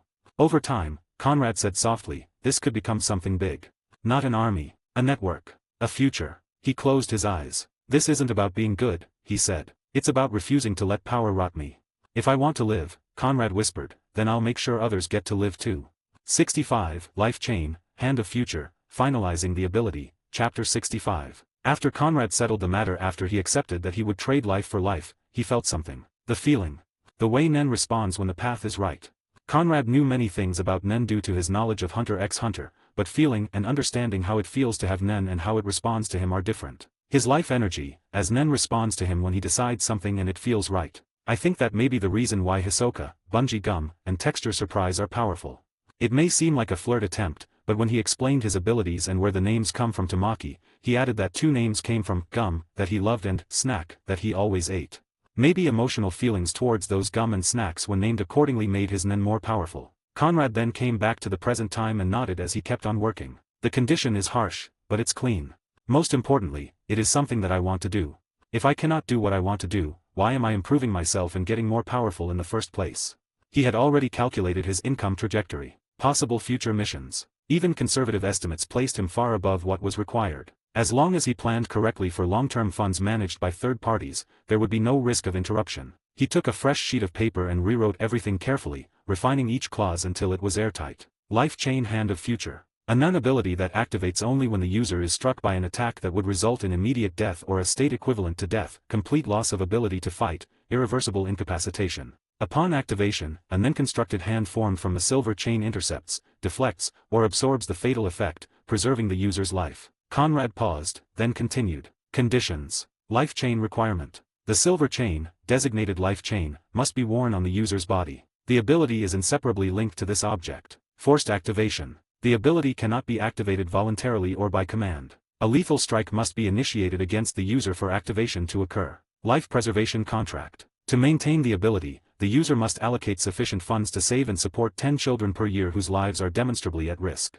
If the children that are supported die by other causes after funds were given to them to fulfill the condition, ability will not be affected. These children must not come from stable or middle-income households. Priority is given to orphans, abandoned children, war victims, and children in life-threatening circumstances. If not given help from Conrad and his funds, the children in question should be destined to die or have a high chance of dying. External Evaluation Condition. The determination of required funds and eligibility of the children is handled by an external authority or organization, not the user. The user cannot nitpick the children that he wants to save. The user must accept all expenses without dispute. Maturity Condition. Funds must ensure each child's survival, education, and basic well-being until at least the age of 18. Usage Accumulation. For every 10 children fully supported to maturity, the ability will activate once per day. Long-term extension. Supporting 100 children allows daily usage for 10 consecutive years. Conrad stopped writing and stared at the page. This is already excessive, he admitted. But his thoughts did not stop there. Instead of children, he muttered, what if I narrow it further? He tested the idea mentally. Orphans. Finding 100 orphans won't be hard, Conrad said. Finding 1,000 isn't impossible either. He ran the numbers again in his head. If I start with children around 7 years old, support them for 11 years. He exhaled slowly. That's 100 years of protection. Conrad nodded, then moved on to tightening the limits. Limitations. The ability may only activate once per day, regardless of accumulated conditions. Maximum accumulation is capped at 10 years. Additional saved lives beyond this point do not extend duration further. The user must personally fulfill the conditions again. If no lethal or near-lethal strike occurs, the ability remains dormant and inactive. If life chain is destroyed, all accumulated conditions are nullified. The user loses the ability until a new chain is bound and all conditions are fulfilled again. The ability does not activate against large-scale NAN curses or ritual-based collective effects. The ability does function against manipulation-based attacks, needles, control NAN. However, if activation occurs due to manipulation, the user must save one additional child to maintain continued use. Conrad set the pen down. Good. He leaned back in his chair, eyes drifting to the silver chain resting on the table. And for the first time since entering this world, Conrad felt that if he survived long enough, it would actually mean something. 66. Authority, Chapter 66. Conrad knew that creating Life Chain Hand of Future had not drained him the way designing White Death or Aura Blast had. The idea that his power would directly help children like the one he used to be gave him the ability to power. If I were sick in the head, Conrad thought, I could have made it easy. That kind of ability would explode in power, he admitted to himself. But that wasn't him. He turned off the water and dried himself. The mirror fogged over. When he wiped it clean, his reflection stared back, older than his age, calmer than before. This way, he said quietly, I don't have to lie to myself. After getting dressed, Conrad sat on the bed and let his thoughts shift into logistics. New conditions were only half of the equation. The other half was execution. For the ability to truly activate, he muttered, I need to start the process. He didn't explicitly lock the condition to orphans. That was intentional. Orphans are clean targets, he thought. It is not a condition, but it would increase the power of the ability due to my feeling towards them. Children with families, even poor ones, still had someone to protect them. Orphans didn't. They slipped through cracks easily, in any world. That would be the best case scenario for his ability to work. The condition is that he really needs to save them. It worked when the saved one did not have people to look after them. Conrad opened his laptop and began setting things up. Multiple accounts. Some for storage, some for active use. He made sure they were spread across different institutions. If one failed, the others would hold. As he typed, numbers started forming naturally in his head. 10 kids. 11 years. Food, housing, education, medical care, emergency funds. He stopped. His fingers froze above the keyboard. No. Conrad leaned back slowly. I can't do that. I already decided on the condition of that matter. It wasn't that he couldn't calculate it. He already had a rough number, frighteningly precise. But the moment he started refining it, he felt something tighten inside his chest. A pressure, like NAN pushing back. That was the condition, he reminded himself. The calculation must be done by an authority, not by himself. If he lowballed it, even unconsciously, the ability could weaken. Or worse, fail to activate. And I won't gamble my life on technicalities. This restriction wasn't just symbolic. It ensured he couldn't game his own morality. He did not want to be the one who decided what kind of funds that kids needed. He closed the spreadsheet without saving. What I need is an advisor. Someone who understood funding, child welfare, and long-term planning. And preferably, someone who won't ask too many questions. Conrad loved the Hunter x Hunter world in terms of its no questions asked philosophy, as long as you are strong enough and ready to pay for it. Most people know better than to ask questions. They just do what they need to do and what they are paid for. Conrad leaned forward. He knew the Hunter world well enough by now to understand one thing: official systems existed. I need one that's clean, he thought. If the organization lies, but I believe in pay in full, the condition should still hold. If he is going to do something, he wants to do it right. Most people get lost in life due to the fact that they give themselves one wish and one target and then start taking action on it. Then, after some time, they start to get lazy and start taking actions that are not fully completed or not perfected. He opened his browser again and started searching, not directly for orphanages, but for foundations connected to hunters. Groups that worked around conflict zones. Found it. That's safer. He drafted a short message. I'm looking for a long-term sponsorship structure for at-risk children. I require external evaluation, strict accounting, and no personal involvement in selection. Discretion is preferred. He read it twice, then sent it. After that, there was nothing more to do for now. Conrad leaned back on the bed and stared at the ceiling. Now, the only thing that needs to be done is waiting for them to answer. After they answer, I will tell my intents to them and then wire the funds and put the systems in place. I believe, after the kids are chosen and funds are allocated for their livelihood, the ability conditions will be fulfilled and then the ability will be active. Great work, Conrad. He congratulated himself and closed his eyes for a moment. Conrad took a long shower after finishing the detailed write-up of his ability. Conrad leaned back on the bed and stared at the ceiling. Now, the only thing that needs to be done is waiting for them to answer. After they answer, I will tell my intents to them and then wire the funds and put the systems in place. 67. Exchange and Contract, Chapter 67. Not much time later, Conrad met with a man named Gerald. Gerald was an ex-government employee that worked with orphanages and worked hard to find funds and people that would like to donate for the kids so that they can live. After he left the government work, he founded a small foundation for the orphans and children in need and then tried everything to find people who wanted to donate. Conrad found him after some research on the net and decided that he fit. In the morning time, about 10 am, Conrad went to his office and spoke about what he wanted to do. Gerald leaned back in his chair. He had heard many kinds of proposals in his line of work, some sincere, some ego-driven, and some disguised attempts at money laundering or reputation needs. This one felt different. You're serious, Gerald said at last. Conrad nodded once. Completely. Gerald smiled. He turned his monitor slightly so Conrad could see the spreadsheet already forming on the screen. 2 million Jenny per child per year, Gerald repeated, typing as he spoke. That covers housing, nutrition, healthcare, education, psychological support, and an emergency buffer. For 10 children, Gerald continued, that's 20 million per year. Over 11 years, yes, 220 million, Jenny. He stopped typing and looked directly at Conrad. This is not a casual commitment. I know, Conrad replied. Conrad was aware of the fact that this amount of money was big money for almost all people in the whole world. Gerald studied him again. He noticed the lack of hesitation and the absence of excitement or pride. Conrad wasn't imagining headlines or gratitude. At least, that is what he felt from looking at the young man in front of him. I wonder where he did get that amount of money despite his young age. Gerald thought, but he was intelligent enough not to ask it. In his line of work, finding people who want to donate for the kids is already a hard thing. He is not going to lose some people by scaring them away by asking the wrong questions. That kind of funding puts you in the category of long-term sponsors, not donors. Sponsors don't disappear when interest fades. That's the idea. Gerald nodded. Good. Then let me be clear about something before we go further. He leaned forward, resting his forearms on the desk. If you do this properly, you won't just be saving 10 children. You'll be altering 10 trajectories. They won't owe you anything, but the world will feel different to them. Conrad met his gaze. I'm not looking for gratitude, and I'm not trying to build loyalty. Most people say that, Gerald said. I'm not most people. Gerald smiled faintly. Fair enough. He scrolled down and opened another document. Now, regarding authority. Conrad's attention sharpened. If your requirement is that an external authority calculates and validates the funding, then it cannot be just me. I expected that. Good. We'd form a review board with 3 to 5 members, a financial analyst, a child welfare specialist, and myself. That works. Gerald paused. You're not asking why I'm being this thorough. I know better than to ask some questions and also know not to ask some other questions, as you have not asked about the money and its source, Conrad replied. He then smirked. I am sure that whatever you do, with the review board or anything, the calculation and arrangements will be fine. But I will contact only you, not other people. I will go with your decision. That made Gerald laugh softly. Gerald nodded. All right, then let's talk structure.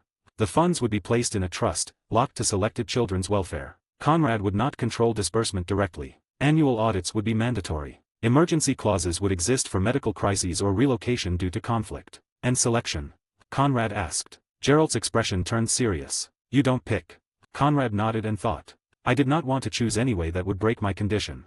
Conrad then nodded at Gerald and then said. That is fine. We identify candidates based on risk factors, orphans, abandoned children, war zone survivors, and disaster displacement. Priority goes to those with the highest probability of mortality or long-term harm without intervention. That aligns with my intent, he said. Gerald hesitated, then added. One more thing. If you're tying this to personal philosophy, let's call it, you need to understand that children sometimes fail. Conrad looked up. They might drop out, get into trouble, reject education, become bitter. You cannot withdraw support because the outcome disappoints you. I won't. Gerald closed the document and exhaled slowly. Then I'm willing to act as the coordinating authority. He extended his hand. Conrad shook it. The grip was steady on both sides. Now, Gerald said, leaning back again, about your finances. Conrad didn't flinch. You currently have around 240 million Jenny liquid, Gerald continued. If you commit the full 220 million up front, you'll be left with a thin margin. I'm aware. Your hotel income of 3 to 5 million monthly is stable but slow. You'd need supplemental income to remain solvent. I'll earn it, Conrad said simply. Gerald studied him. You're confident. I'm capable. Gerald nodded. Then here's my recommendation. He turned the screen again. Don't fund all 11 years immediately. Fund 3 years upfront with 60 million. Lock the rest in rolling commitments, reassessed annually but contractually guaranteed.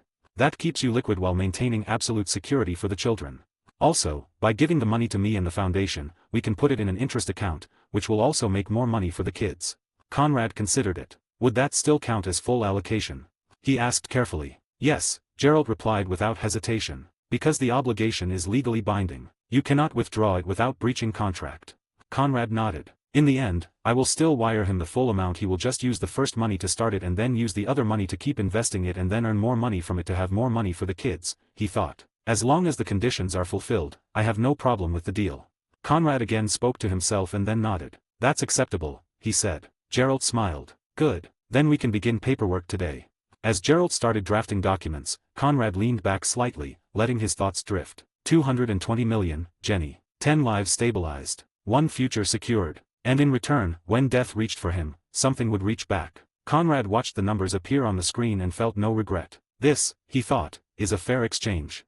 68. Satisfaction, Intimidation, Chapter 68. After Conrad decided that the discussion had reached its end, he looked at Gerald and nodded. So, 220 million, Jenny, for this project is enough. Am I right? You can do whatever you want to do with the money, I just want to know the total amount. Gerald froze for a fraction of a second. Even though they had already calculated the amount together. He does not want to pay in installments but just pay and be done with it. He leaves everything to me. Yes, he said. Yes, that amount is more than sufficient. He paused, then added with emphasis. For 11 full years.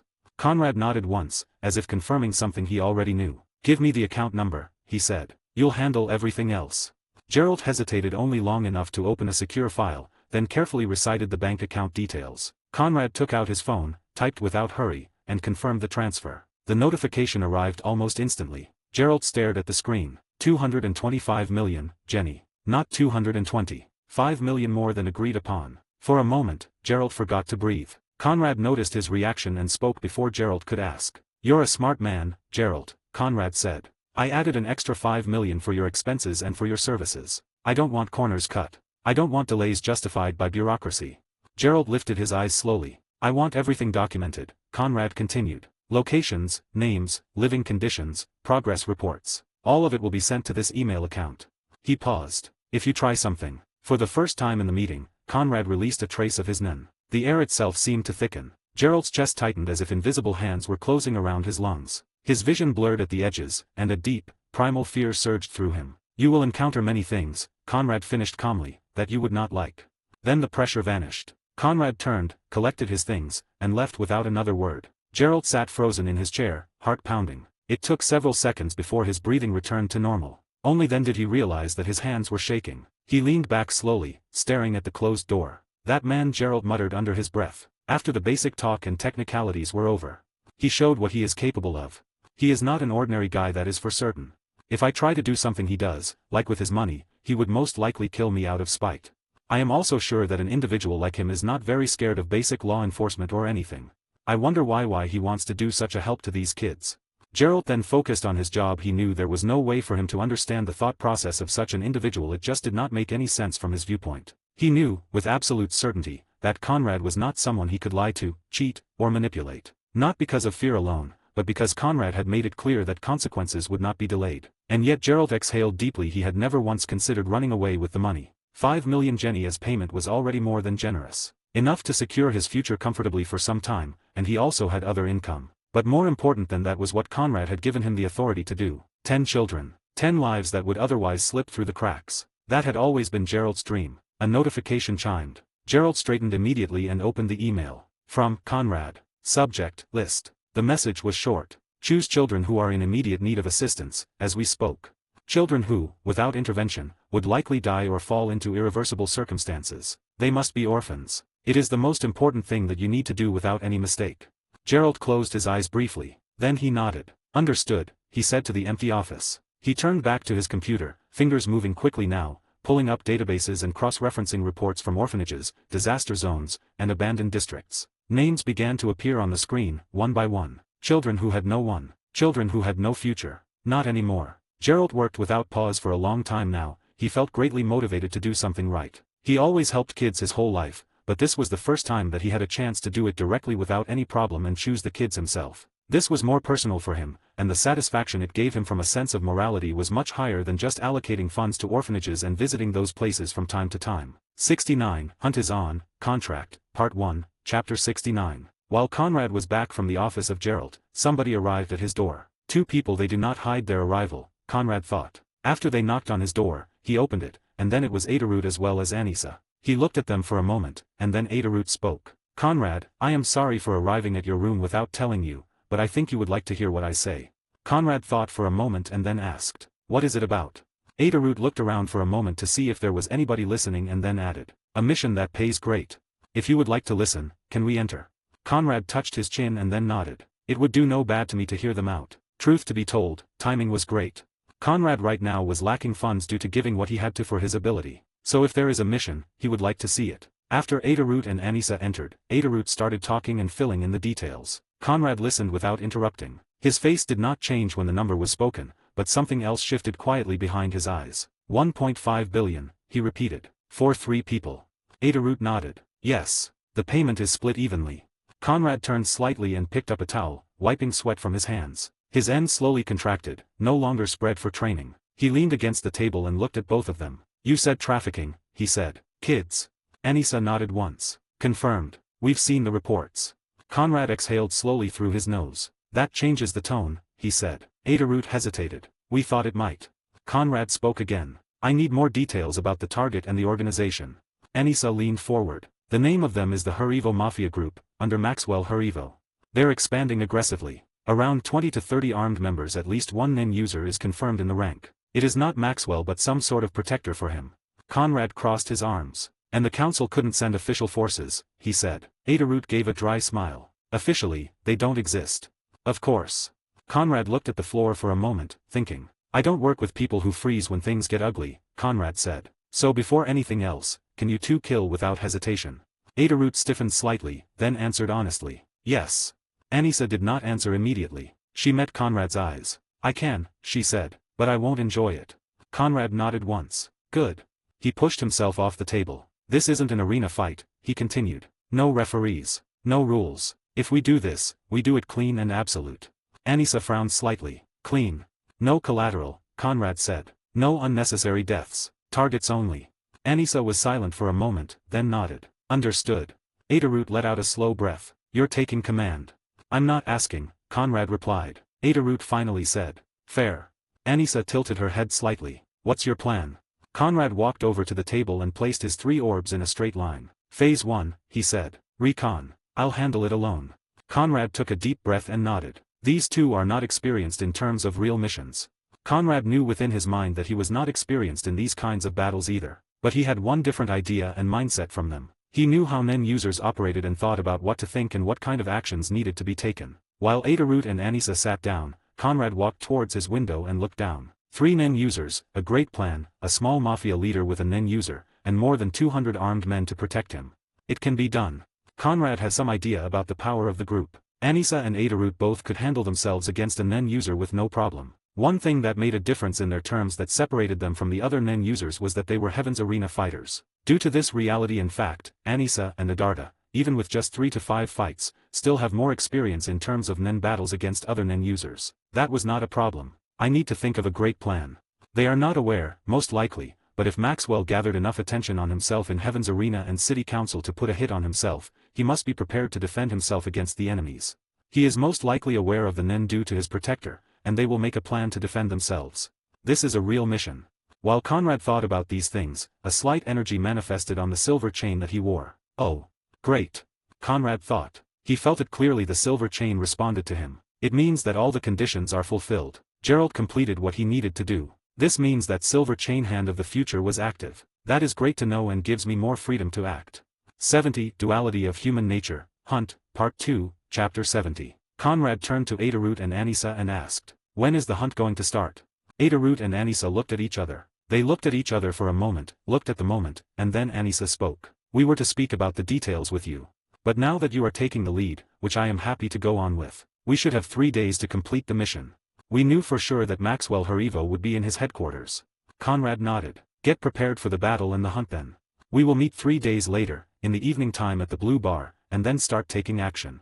Adorut and Anissa left after hearing Conrad did not have anything to add on or say about it. Conrad leaned back in his chair and started writing everything he knew to work on it. Now that he accepted, he knew that he needed words, needed to be disciplined, and needed to do his homework. The hunt is not that dangerous, but he did not want to be arrogant. It would be his first official hunt and target against a group of criminals and with a NEN user backing them. It would be best if he were to work greatly and get used to understanding everything that he needs to do. Harivo Mafia Group, 200 core members. Double that in expendable muscle. A parasite ecosystem, feeding off fear and anonymity. Balsa Street. Strepo Apartment, Headquarters. He exhaled slowly. 500 million, Jenny, he murmured. For erasing something that shouldn't exist in the first place. It wasn't the money that settled his thoughts. Money was already abstract to him. Jenny to him was numbers moving between accounts, leverage, and fuel. What mattered was scale. 200 armed men. Maxwell Harivo, a small mafia leader aware of NEN and protected by a NEN user that he trusts. Conrad's lips curved slightly. He stood up and activated his N again, letting it spread slowly. Leverage, and slowly. This mission would test it. Not in theory. In reality. Of course, just because I have the protection ability now does not mean that it will be triggered. It would be pretty bad for me to get hit by an attack that would kill me in my first mission. I am not that dumb. At least, it is great to think that I am not that dumb. Conrad said to himself, smiling as he thought. This organization is new, Conrad thought. Still expanding. Still making mistakes. He walked toward the window and looked out at the city below. I understand why thinkers looked out from windows when they needed to think. It makes it easier to think. Conrad joked with himself as he noticed his actions were getting cliché as he kept to himself and kept on growing. After some time later, he will sit down on a turning chair and act like a powerful or a farming boss. I do not want to be like that. After some jokes about his actions, his face turned serious, and he nodded. He remembered Gerald's expression when the money arrived. The relief in his eyes, the morality, the will to want to help. There are still people like Gerald and Leo Rio in this world. For them not to be tainted in this world is something that changes one's look at human nature, I have to say. 500 million yen was nothing compared to what Harivo had taken from people who couldn't fight back. And if the council was willing to pay 1.5 billion yen, it meant one thing clearly. They wanted the problem gone. Conrad said quietly to himself. It's an execution. They may do it officially, but they do not want to gather attention officially, the attention of others to themselves. Why does a mafia family exist in one place, and why were they not capable of breaking down when they were growing, and why did they give the signal of it? Just like V5 calling Netero to handle the Chimera ants, they wanted to take the blame for them, and they did not want to attack a country to gather negative public opinion. Maxwell Harivo was the keystone. Conrad opened a new document and began to write. Phase 1 Observation. Phase 2 Severance. Phase 3 Decapitation. He paused for a moment, fingers hovering above the keys. It will grant me real experience, he admitted. The kind gained from training rooms or duels, but the kind that stayed with you. The kind that forced decisions under pressure. He welcomed it. In the end, here or now. I will need a real experience of a real mission that has admitted some dangers, little or big. It does not matter that much. Now that I am prepared, it is good to start from something. 71. The Fear, the Death, Part 3, Chapter 71. Inside of a room, 3 people sat down on the chairs in the middle. There was a big circular table. The room was large and pretty simple in decoration. Maxwell Harivo sat at the head. He was a middle-aged man with a tailored suit. Across from him sat Kalo, his one man that was capable of using NEN, and it is said that he can fight against shadow beasts and wanted to join, but because he was not cultivated by the Dons, he was not chosen. Long hair fell past Kalo's shoulders, tied loosely at the back. His presence was wrong, in a way that was difficult to articulate, not threatening in a loud way. Even Maxwell, who wasn't a NEN user, could feel it faintly when he focused. To Maxwell's right sat the younger man, sharp-eyed and restless. Maxwell broke the silence. So, Kalo. What do you think the Heavens Arena management and the city council will do next? Kalo leaned back slightly, the chair creaking under his weight. They're getting reckless. Maxwell continued. I can see it. Kalo finally nodded. That's normal. Maxwell turned his head, studying him closely. When people realize they can't handle a problem with ordinary means. Kalo said calmly. They look for extraordinary ones, says Mouth. Maxwell's brow furrowed. New users. Kalo nodded once. Firm. Certain. Yeah, that's what I'd do. Considering that, Heaven's Arena is literally one of the places that cultivates and makes talented people encounter NEN despite the sacrifices. It would be funny to think that they would not use NEN users to handle their enemies. Heaven's Arena lacks conventional authority, Kalo went on. The city council lacks experience dealing with organizations that think instead of react. Maxwell swallowed. But they're not powerless, as you said. No, Kalo agreed. There's one thing they don't lack. Maxwell exhaled through his nose. None. Kalo's eyes flicked to him. Exactly.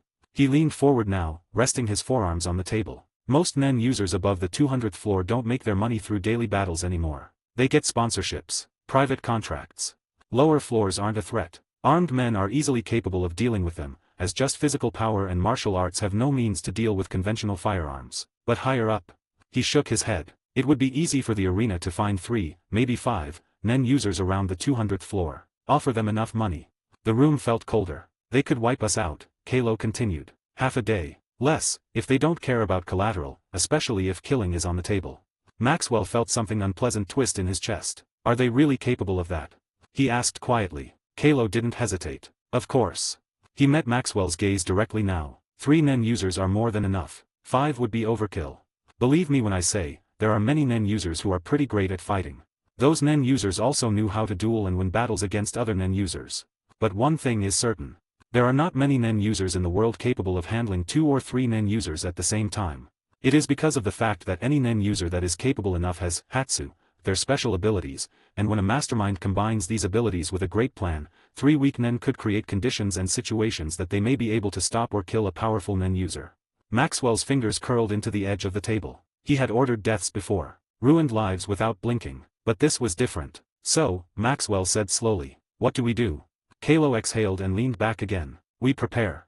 The younger man scoffed. Prepare how? We can't train Nen users overnight. Kalo glanced at him. I know. He tapped his chest lightly. I'm a combat-type Nen user. That also means I'm not good at this kind of planning.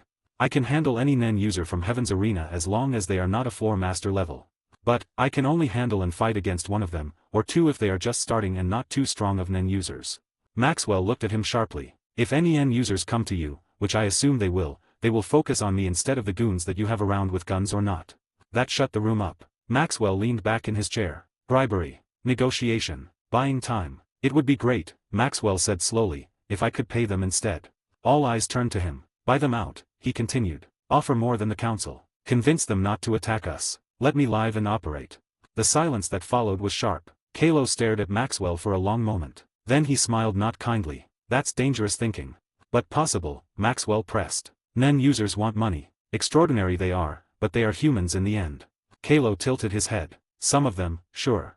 He leaned forward again. But others, they don't care. Some fight for experience. Some for principles. Some just want to see you scream as they cut you and take their time. Not to mention the fact that you are not the kindest mafia group. Most Nen users are people capable of understanding and selling drugs and guns. But you also deal in children, you know that. Other than some of the sickest people, most people would not like children to be profited off. Maxwell's jaw tightened. Then what choice do I have? Kalo's expression hardened. Shut down noisy operations. Get the kids out of circulation. Drugs too. The younger man protested immediately. That's half our income. And it's half the reason they'll come after us. Kalo snapped back. He looked back at Maxwell. You need to understand something. Most Nen users don't think like us. If they accept a contract, they commit to it. Bribes after the fact don't always work, especially if someone's already decided you're better off gone. Kalo then smiled as he added. The fact that they like to commit to the contracts also involves the fact that a new user needs to be certain of what he wants to do and have enough willpower to keep on training. So, if they want you, they will get to you.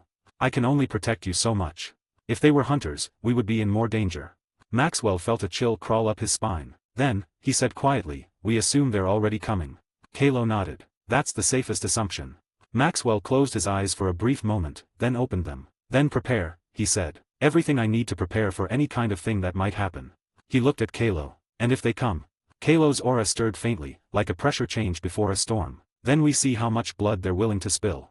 72 4th and 5th Ability, Jing Training in Nen, Chapter 72. Back in the Heavens Arena, Conrad entered the training room that he rented and did not leave the area. As the time for the mission comes closer, he wants to keep on training to increase his general capabilities. Conrad moved like lightning. His feet struck the ground in uneven rhythms as he jumped, twisted, landed, and launched again. Aura flared and receded around him as he moved and performed actions. He also trained his mind to perform Nen control on needed areas. He wanted to make it like an instinct. He pushed it all. After a final burst of motion, Conrad let himself fall backward and then sat upright, legs crossed, palms resting loosely on his knees. Sweat rolled down his temples. He reached inward and pulled. A thin bubble of aura separated from his body, hovering a few inches in front of his chest. It wobbled at first. Conrad narrowed his focus, tightening the flow and smoothing the edges. The bubble stabilized. He moved it with thought, and it drifted to the left. Another thought, and it stopped. A third, and it spun slowly in place. Conrad exhaled. He separated a second bubble, then a third, then 5. They floated around him like pale moons. He gritted his teeth and kept going, rotating them, compressing them, and forcing them into sharper shapes. Spheres became ovals. Ovals flattened. One collapsed entirely and snapped back into his body. Again, he muttered. This wasn't new. Jing had done something similarly effortless and casual when he met Beyond's team. Aura manipulation at that level wasn't about raw power. It was about mastery of aura and genius of the Nen user. Knowing Nen the way you knew your own fingers helped a lot. Hours passed. Conrad lost count of how many times his constructs failed. How many times did his concentration break? How many times did he have to restart from nothing? Finally, he let the bubbles dissolve and drew everything back in. He inhaled deeply. Then, slowly, he shifted into in. His aura folded inward, like a Zetsu but more powerful. He remembered Knuckles' voice, sharp and blunt, during Gon's training. I can read your aura. I know when you're about to attack and where you defend. I can read what you are going to do. Your aura tells me all of it. At Conrad's current level, most Nen users wouldn't read him that cleanly. But most weren't good enough. If someone could feel the shift in his aura before he struck, that would not be great. Training feels great. He corrected it every time. After some time, Conrad closed his eyes to rest and meditate. 10 minutes later, he came back to himself. Not like he was rested, but it was still okay. Conrad opened his eyes, reached for a bottle of water, and drank deeply. He leaned back against the wall and let his head rest there. The silence was heavy but not empty. The more I train, the more ideas come to my mind. His lips twitched faintly. It would be great if I had an ability that would let me train. The thought didn't leave him. It expanded. It was just a stray thought at first, but then it made sense as he thought about it. Especially one that lets me train with the people I want. His mind turned, gears clicking into place. Some sort of battle simulation. The idea refused to let go. Conrad stood, wiped the sweat from his hands, and left the training area. By the time he reached his room, the exhaustion had dulled into a familiar ache, one he could work through. He sat at his desk, opened a notebook, and began to write. Existing abilities. Black Ring State of Calm. Trinity Archive, 3 orbs. Life Chain Defense of Future. He paused, tapping the pen against the paper. Then he turned the page. 4th ability. Movement type ability. Speed. Teleportation. Instant displacement. If I have a movement type ability, I can survive more, and I can attack with great speed and catch opponents without them expecting it. Moving fast or instantly is always helpful in any kind of situation, not only for the battle but also for exploration. He underlined the title once and moved on. 5th ability. Simulation of battle. Conrad leaned back slightly, eyes narrowing. A Nen ability, he said to himself, for training purposes. He wrote slower now. An ability that simulates a battle scene. An opponent. His pen hovered. If I can fight without dying, he continued, I can gain experience without gambling my life every time. Opponents he'd never dare face in reality, at least for now. Scenarios are stacked unfairly against him so he can try to get out of the problem. Problem solving in a battle, he whispered and smiled. A great idea. I could add conditions, he said quietly. Harsh ones. He smiled. Make the pain real.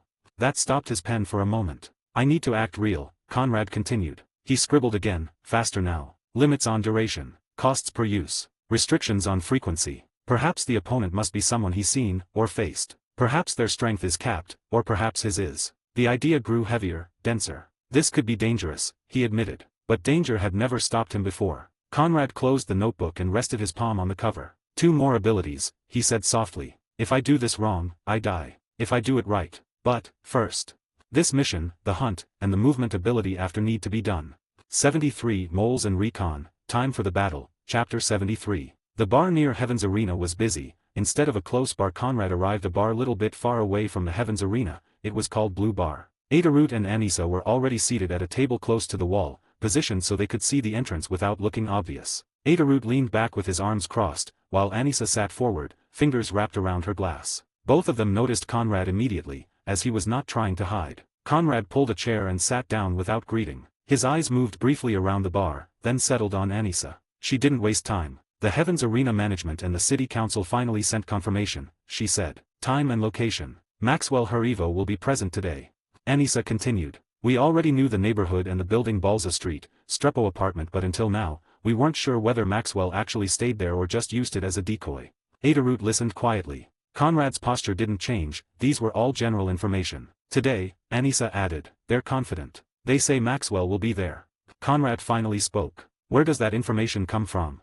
He asked. Before even asking this question to Anissa, he already had some thoughts on this matter. He wanted to know that if there are underhanded methods that this Maxwell is taking, it is just dumb to believe any information that one is given. It is always safer to assume that the enemy may have given them information, or they know that they have information and prepare accordingly. Anissa blinked, then glanced at Adorut. She opened her mouth for a little bit because she did not know what to say and said the first thing that came to her mind. I already told you. City Council. Heaven's Arena.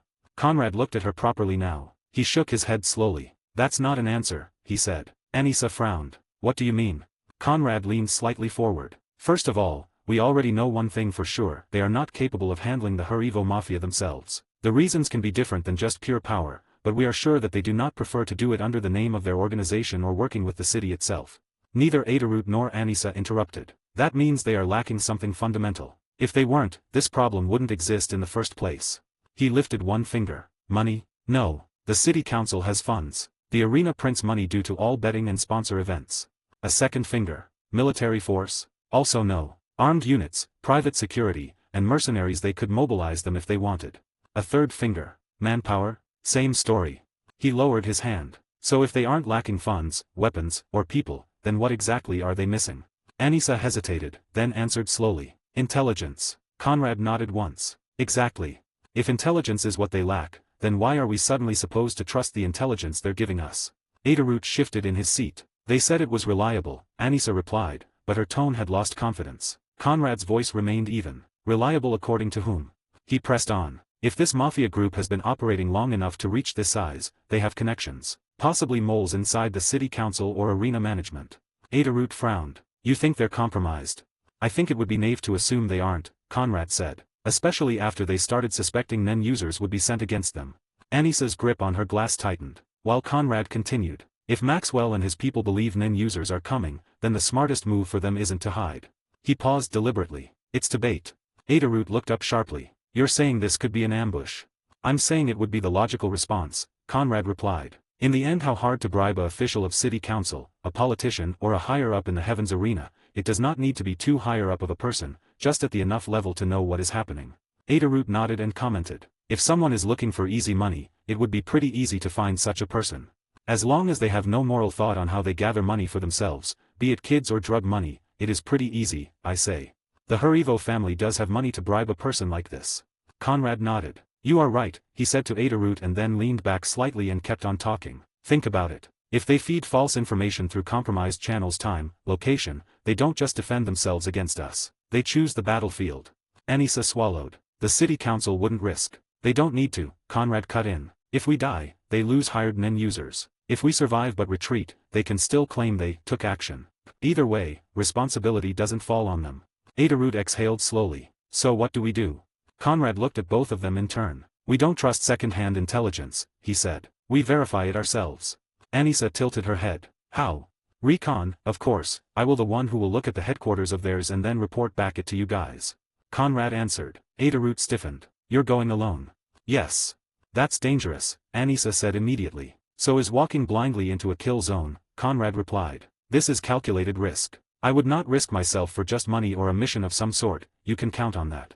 He continued. I won't engage. I won't fight. I'll read the area, just to have some idea what we could be expecting and decide on a plan. And if it's a trap that we cannot pass through? Adorut asked. Then we walk away. It would be hard chance for a family like Harivo family have design of NEN or strategic mind to create a plan that could danger 3 NEN users that have combat capability. Anissa stared at him for a long moment, then nodded reluctantly. All right. Adorut nodded as well. 2 hours. Conrad stood. If I don't contact you, assume the situation has changed and leave the bar and regroup in a safe place to plan your future. Anissa frowned. That's reassuring. Conrad allowed himself a faint smile. It's honest. Without another word, he turned and left the bar. 74. Punishment of NEN, Reaper, Chapter 74. The night air outside was cool. He adjusted his pace and began moving toward Balza Street. The Strepo apartment soon came into view. It was a large building with 10 floors, concrete gray and unremarkable at first glance. A few windows were lit, but not enough to suggest normal residential life. This is their headquarters, Conrad thought. For an established mafia family, using an apartment building as a base would be reckless. Too many witnesses. But for a group still growing, still testing its reach, it made sense. Cheap, defensible, and easy to control if intimidation did its job. As he walked closer, Conrad's eyes swept the surroundings without seeming to focus on anything in particular. First thing I need is numbers, he thought. If there were many guards, openly stationed, that would be a good sign. It would mean paranoia, fear of attack. People who expect danger tend to look outward, not inward. But if there were few guards or none visible at all, that would be far worse. That would mean invitation. And invitations often came with conditions. If they're understaffed, then they're confident. And confidence usually comes from a Nen ability that triggers when someone crosses a line. His lips curved into a faint smile. I can already think of a dozen abilities like that. His mind briefly drifted to Yakutani, the Hyolai family's lawyer. A Nen ability that activated based on intrusion, location, and legal Firmingan ability that punished enemies for existing in the wrong place and acting wrongly in the place. Territory-based Nen is always dangerous, Conrad thought, because you never know you've lost until it's too late. He slowed as he reached the opposite side of the street from the Strepo apartment. A small convenience store stood nearby. Conrad leaned casually against a streetlight, appearing distracted, then closed his eyes for just a moment. His aura shifted. 2 orbs separated silently from his body, drifting outward like invisible satellites. At the same time, Conrad entered Zetsu completely. His presence vanished. Nothing for even a skilled Nen user to sense unless they were actively searching and extremely close. The orbs were different from ordinary emitted constructs. They were obedient even while he was in Zetsu. Controlling them was as easy as controlling his arms and legs. As long as he didn't try to generate a new aura or reinforce his body, control remained intact. Good, he thought. Still no feedback delay. The orb split directions. One rose slowly upward, passing through the air toward the upper floors. The other glided low, hugging walls and slipping through open windows and ventilation gaps where possible. Conrad's physical body remained still. Through the first orb, pulse orb, he observed the exterior. As long as there is not a Nen user nearby that is looking around with Gyo or too sensible to aura, it would be almost impossible for ordinary Mafia members to notice the pulse aura from the orb. There were guards, but not many. 2 at the front entrance, dressed like ordinary civilians but standing too still, eyes too alert. Yeah, it is easy to see that they are not ordinary people. The other kept glancing at his phone, likely receiving updates. On the sides of the building, there were another 4, spread out. 6 visible, Conrad assessed. That's not enough for 200 members. Which meant most of them were inside. The second orb slipped into the building. This was the Aura Blast orb, so it did not give him much information, but he still sensed some of the room via the orb as it touched the edges and sent mental reports of the layout. Conrad kept on looking around the street and counted more than 40 to 50 people just in the general area. This meant that they were expecting an attack and ready to defend. I am not that great when it comes to the Mafia, but I can only think of that reason for so many people. If it is like this, the best thing would be to use a distraction to have some opening. It would be best if we used 2 distractions and 1 real hit. That would be the best. Conrad already had some sort of plan within his mind. From the outside, Strepo apartment now looked very different to his eyes. At least 20 to 50 on the inside and 50 more on the outside. They are expecting a military-level attack or Nen users. This isn't a simple smash and clear, Conrad concluded. He pushed himself off the streetlight and turned away, blending back into the crowd. Good, he thought calmly. That means they'll make mistakes. 75, Confident and Smart Enemy, Double Distraction, Chapter 75. Conrad stood on the edge of a tall building overlooking Balza Street. From this height, he could see the Strepo apartment with ease. Yeah. Many people. With Gyo active, the picture sharpened immediately. Men in suits lingered at street corners. Some of them smoked, others leaned against walls as if bored. A few carried nothing at all, hands casually in pockets. Others didn't bother hiding it. AK-47s were slung beneath coats, compact automatic rifles rested against their legs, and fingers were on the trigger. Their emotional status showed that they expect some sort of attack. It is not a casual waiting game for them. Around the apartment building alone, he counted roughly 50 to 70 armed men. That was only what he could see from the outside. Inside, the number would be much higher. His gaze shifted to the building itself. No lights. Not a single apartment window was illuminated. That alone was unnatural. Conrad narrowed his eyes and focused Gyo on the windows. Bulletproof, he confirmed. Reinforced glass. That was a theory, but Conrad just felt it was like it. It would not make sense if the glasses on the building were normal. It would be an invitation for a sniper to wait for Maxwell to shoot himself. A strong, Nen-enhanced punch could shatter them, but the sound would alert every armed man in a 3-block radius. Not ideal. He leaned back slightly, resting his weight on the balls of his feet. I'm confident I could block automatic rifle fire for a short time, he reasoned, but nowhere near Yuvijan's level. Yuvijan could laugh while bullets flattened themselves against his skin. Conrad couldn't. He could deflect, redirect, or maybe tank a few seconds of sustained fire, but if he was caught in a full mag dump, especially from multiple angles, he would be gravely injured. He inhaled slowly. Armed men aren't a real threat to Nen users like Adarut and Anissa. Conrad assessed. As long as they keep moving and dodge the bullets, it would not be too hard for them to not get injured. Nen users with some training in the basics of Nen, not to mention advanced Nen techniques, could outpace, close distance, and disable shooters before bullets mattered. The problem was coordination. And traps, he added mentally. His eyes swept rooftops, side streets, fire escapes, and sewer access points. In his mind, the area began to assemble itself into a living map. Then it clicked. We're 3, Conrad thought. 3 Nen users. And 3 was enough. The enemy wasn't stupid. Anyone running an operation like this, openly, in Heaven's Arena City, knew what Nen was. They might not fully understand it, but they would be aware of it. Which meant if something happened, they wouldn't panic randomly. They would respond according to expectation. That's the weakness, Conrad realized. Expectation. He tapped his fingers against his chin. If we attack directly, they'll fall back into the building, he thought. A distraction but not a simple one. 1 distraction draws attention, he reasoned. 2 distractions split the response and will force the Nen user that protects Maxwell to show himself. And then, the real strike. Adderroot was aggressive and powerful. He could create chaos openly, drawing fire and attention without immediately committing. Anissa was fast and adaptable, perfect for harassment, hit-and-run tactics, and drawing enemies out of position. Conrad thought for a moment. If Adderroot creates chaos, the armed gunmen will focus on him, and he will be clearing them out. If the enemy is smart, they will understand that this was a weird type of strike if the enemy wants to assassinate them. They will know that it is a new user trying to distract them and cut down numbers. Most likely, wanting to leave the building without protection. Conrad then smiled. When Anissa shows herself, this time they will not think it is a distraction, but she will be the one who will try to force herself inside and perform the assassination.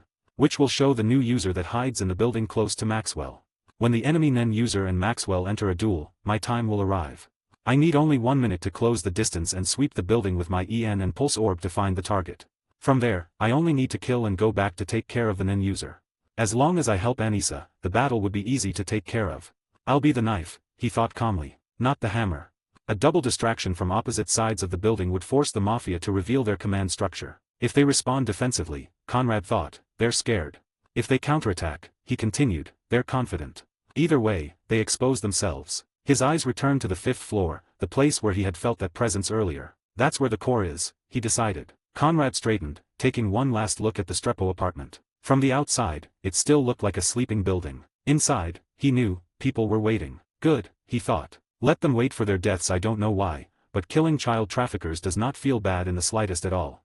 76, Great and Big, 3 hours to the battle, Chapter 76. Conrad sat down across from Anissa and Adderroot as they were waiting for him in the bar. Adderroot and Anissa both watched him closely, as if trying to read his thoughts from his face. Of course, it would not be possible, as Conrad was a pretty poker-faced guy. Anissa was the first to speak. You came quick.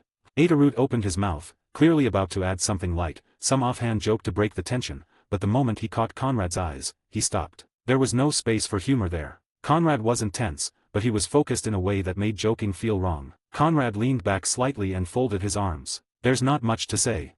The Strepo apartment is crawling with armed men. They're not hiding it. Anissa frowned. Meaning? They're expecting trouble, Conrad continued. A frontal assault, to be precise. Adderroot nodded slowly. Makes sense. They want to look untouchable. I heard that in their world, showing off through manpower and financials is pretty important for gaining standing in their circle. Conrad glanced at him. Exactly. And that mindset tells me something else.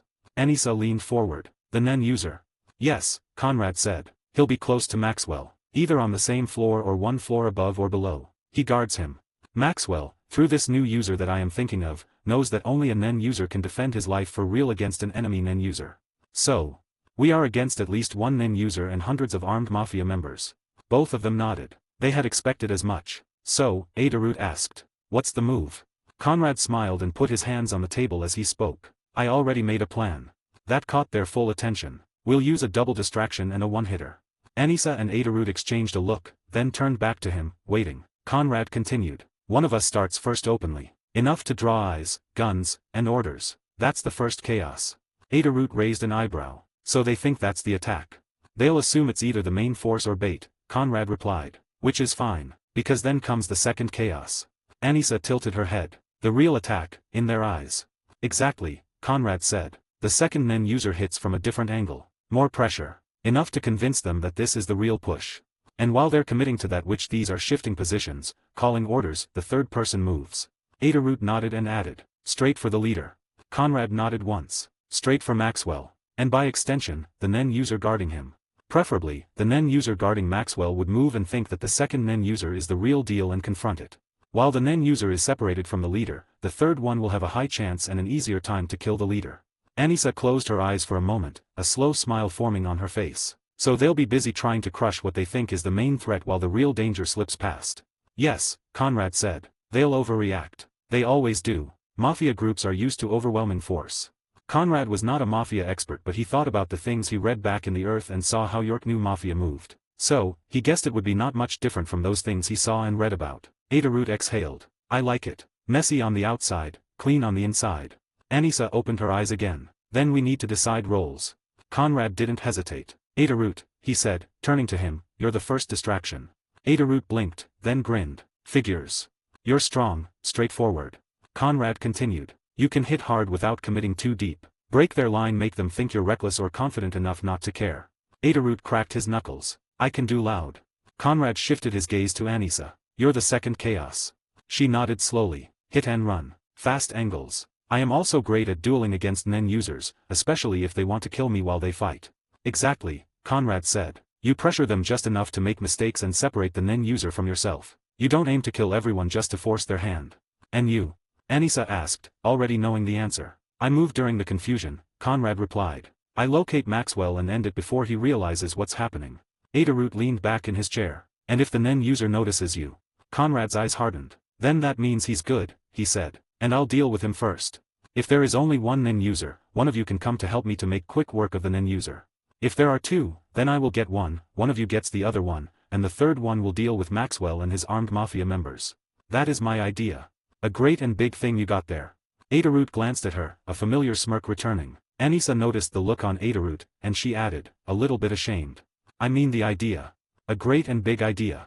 Conrad stood up slowly and did not care much about their behavior, as he was already in the zone and focused on the mission. He looked at both of them in turn. We move in 3 hours, he added. They both nodded. 77, Chaos and Blood, Chapter 77. 3 hours passed in a flash as the trio did not leave the bar and just ate and drank in small amounts. Due to them being Nen users, drinking beer and small amounts of alcohol did not make them feel any different other than just having fun and calming themselves down. Some of the details had already been spoken and finalized earlier. There was no need to repeat them now. The roles were clear. The first distraction would be Adorut. The second would be Anissa. And the real strike, the decapitation of the Harivo Mafia, would fall to Conrad. Adorut was the obvious choice for the opening move. He had the build, and the endurance to crash headfirst into a prepared force and survive the initial chaos. Anissa, on the other hand, was more of a duelist. If a Nen user revealed themselves early, she would be far better suited to respond. Adorut didn't like the implication that Anissa might be stronger than him, but he wasn't stupid enough to argue. In the end, as a Heaven's Arena combatant,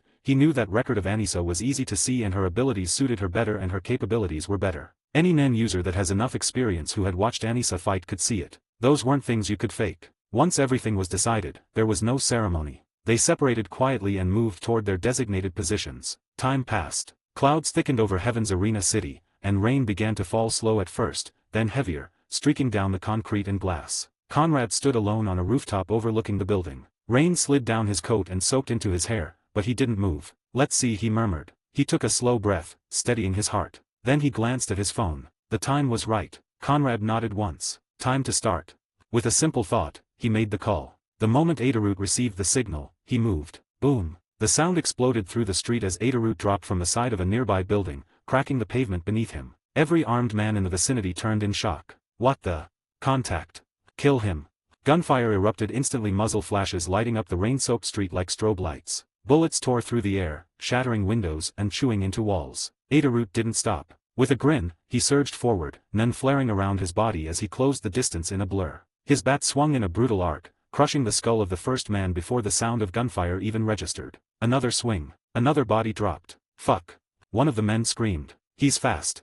They tried to form lines to suppress him with numbers, but Adorut was already among them. His movements were efficient, he learned through pain and refined through training. Ever since Conrad had given his advice to him, he started taking his training more seriously and did not let go of the basics, focusing on controlling his N and duration of Ren, which made him use Ken to some degree. His speed and control had improved dramatically due to these trainings. He didn't waste motion and were not amateur in terms of his use of Nen. A rifle cracked against his ribs. Aura absorbed most of the impact. He twisted, brought the bat down, and the man collapsed in a heap. More bullets came. Adorut leapt and then smashed some of the other mafia members. Rain mixed with blood, turning the street slick and red. From a 5th-floor window of Strepo apartment, Maxwell Harivo watched the scene unfold. He could not see everything but understood that there is a dangerous individual killing his men. He stood still, hands clasped behind his back. The glass before him was thick, reinforced, and bulletproof. Outside, chaos spread exactly as he had expected. So, it begins. They came for my life.